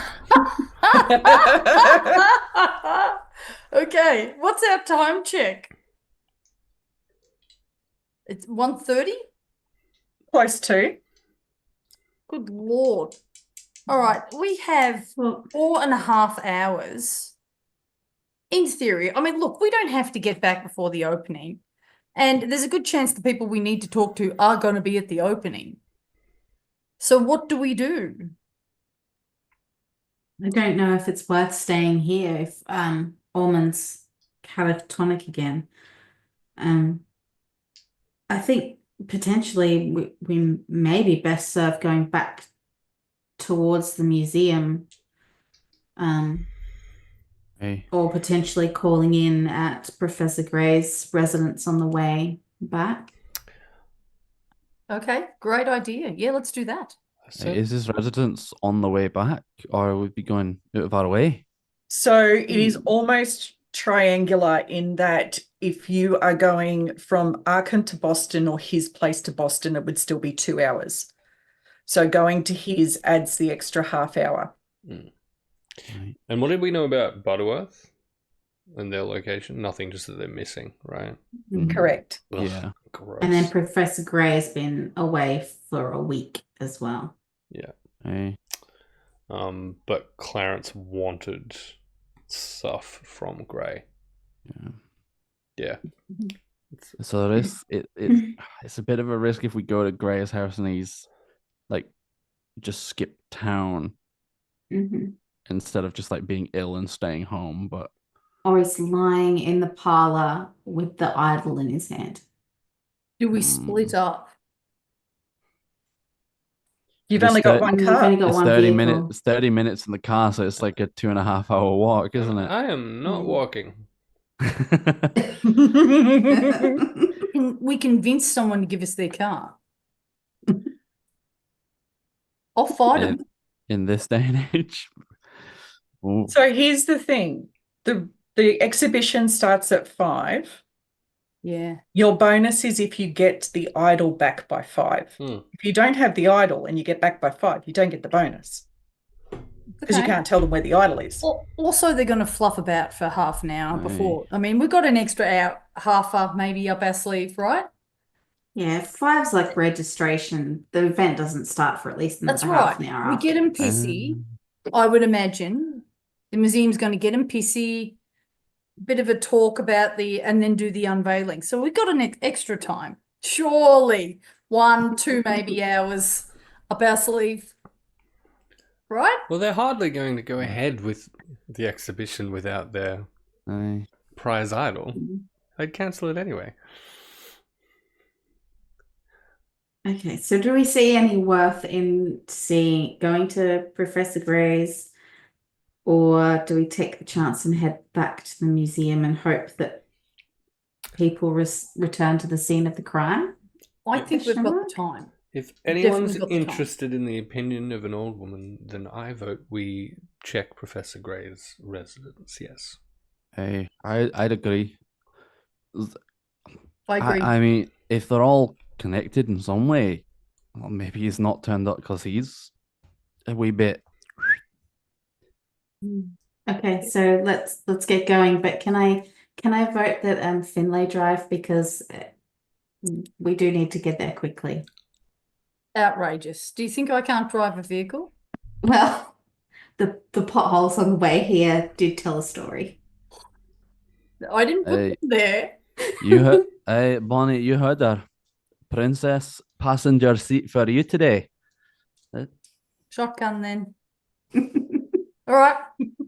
Let's go. Who doesn't want to Okay. be a passenger princess, really? It's the best. Okay, so you get in the car and you start heading towards Professor Gray's house. Mm. I will have each of you roll a spot hidden check. Oh. I don't want to. 17. 61. I don't see shit. I'm getting these amazing rolls. I've got 5. That is, my lowest is 10. So yeah, Nice. amazing. That's my 4th one today. We just salt check those dice. I'm absolutely putting another tick there. 3 spot hiddens and 1 persuade. Woo! Revenge perception because of how salty you are for not being the one driving. I'm gonna look at stuff Yeah, so hard. I'm not gonna let you hit any potholes on the way there. So, for those of you who succeeded your spot hidden, you see something. And I'll tell you what you see next time. Nicely done, but fuck you. Oh. Very good. Pop it down. What a good Oh. ending. Incredible. My God. You know what that means? That means this Professor Gray's place is important. If that's where we're holding off. then that's a Freaking thing. Claritz's car. This is where Tam just goes, or is it? And You'll find out next time. It was all a dream. It's So all a good. dream. Before we have Tolara run us through outros and whatnot, can I just please elicit from chat and ourselves just a little congrats to Tolara for the first streamed Yay! game Yay! run as Lawkeeper. Thank you. Very Oh, well so done. good. Done. I'm just glad people liked it. I enjoyed it All so much. round. It was good. I didn't say that. I did. Yeah. I just say congratulations Yeah, for me too. doing it. Yeah.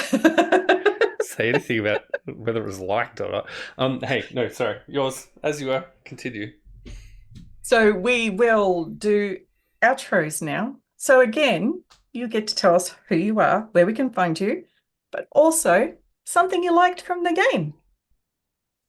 And I'll go to Promethean first because he was last when we came into it. Sure. Hey, hi. I'm Promethean. I very casually play games on the internet sometimes, and a bunch of them involve dice. And you can see me do that here, running on Sunday. My little campaign, Sword of the Skulls, next session thereof. You can catch me doing it at Hexes and Vexes in Emily's Echoes of Demata campaign, and also Meeples and Dragons for the Radiant Shadows campaign, which is why I have no time left in my life to do anything. You'll also catch me in real life if you would like to stalk my actual human flesh prison, May 22. Which Katrina will talk a little bit more about, I'm sure, momentarily. I, this evening, played Florence Blue, a slightly doddering, very rich inconceivably vaguely accented former actress. And I think the thing I enjoyed the most was probably the newts. Were a few popping up in chat. We're gonna need a penguin emote.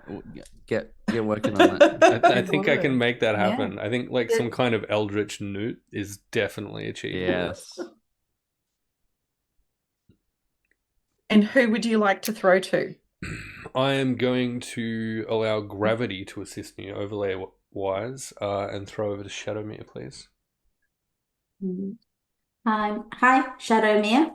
I play games as well on the internet, but very rarely. But I also do it every fortnight with Meeples and Dragons, and I play in the Radiant Shows campaign with Promethean and a bunch of other wonderful people.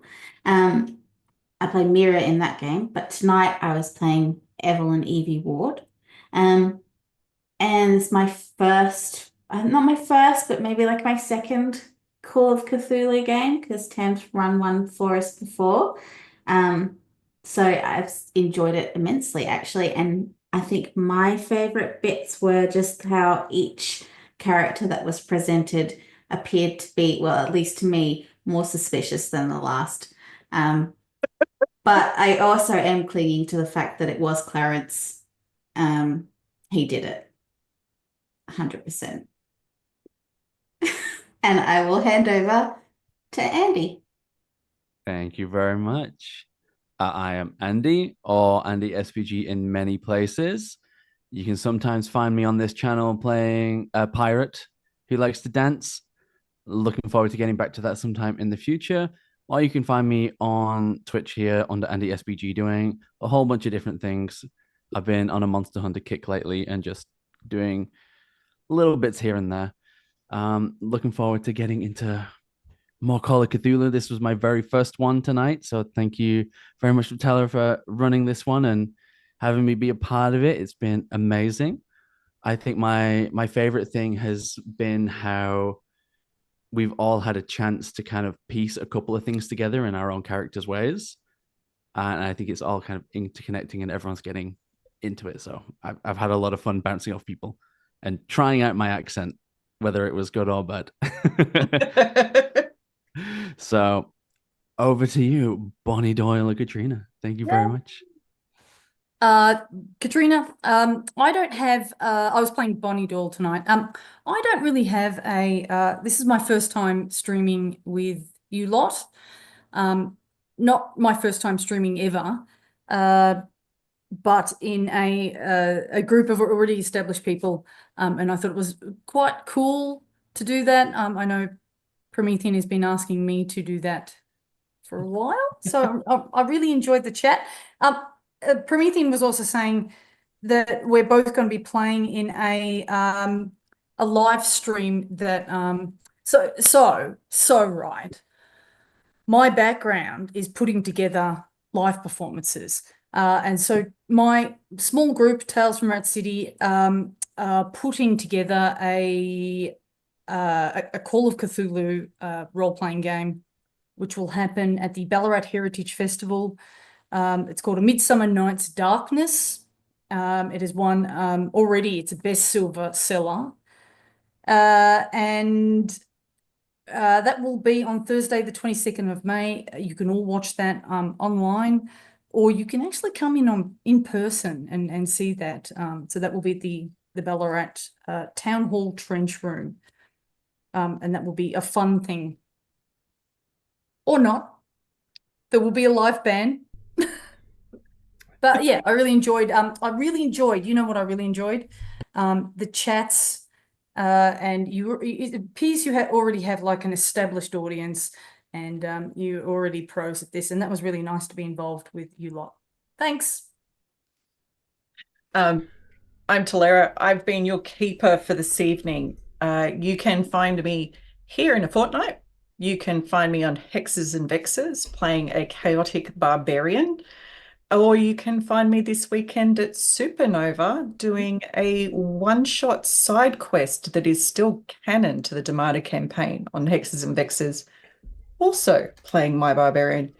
who seems to have gotten herself into an, we'll see what kind of situation when the day turns up. But it will be streamed as well. So if you can't attend Supernova in person, you can watch it on the Hexes and Vexes channel at 1:30 this Saturday. Can you imagine how salty, like, if our characters in Echoes of Divinity had a meta awareness of their characterhood? Can you imagine how fucking salty Valenda would be that Scarlet gets her own fucking stage show side quest? Dude, it'd be insufferable. you've had recorded background videos. This is my version. Backstory? Don't even know her. Hey, again, Clara, great job. Thanks for law keeping the shit out of this. It was fun. So good. Also, hey, all of you goons in chat. Oh wait, no, I think internet vernacular has made that a word we don't want to say anymore. Which makes like Goon of Fortune real fucking weird. Hey, thank all of you. We truly enjoy that folk come and watch us do dumb shit every now and again, so thanks heaps. I don't have a funky little raid out screen prepared, so I'll need the rest of you to talk while I decide who we're going to raid into real quick, please. Which is a thing that we do that I'd entirely forgotten about. Can we do like an end credit scene where you tell us what it is we saw out the car door?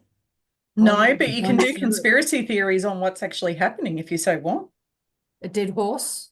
It's got to be Clarence in his car. It's got to be he's broken down out by the side of the road and he's trying to put his tire back on and he looks panicked and flushed. It's a second car. A second car, exactly. If he gets the wheel on, we could take it. Look, we found registration number 4. Is a car worth more than $50? Yeah. Fucking hell. Okay, we are in fact going to raid Realm of Russ. They do some D&D games. They also do a bunch of specifically cartography map making stuff, which is hella fun to watch and or jump in on. Feel free to be super nice to them and convince them to come to PAX, because that's been something that's been chatted about back and forth for a couple of years. But hey, again, thank you for hanging out. We're going to go do that. It's going to be fun. I'm immediately going to have a dart. But in the meantime, be good, etc. Goodbye, forever and ever, amen. And that should now be done. Yes, that looks Amen. done on my end. Okay. Oh, in the middle. I feel like we've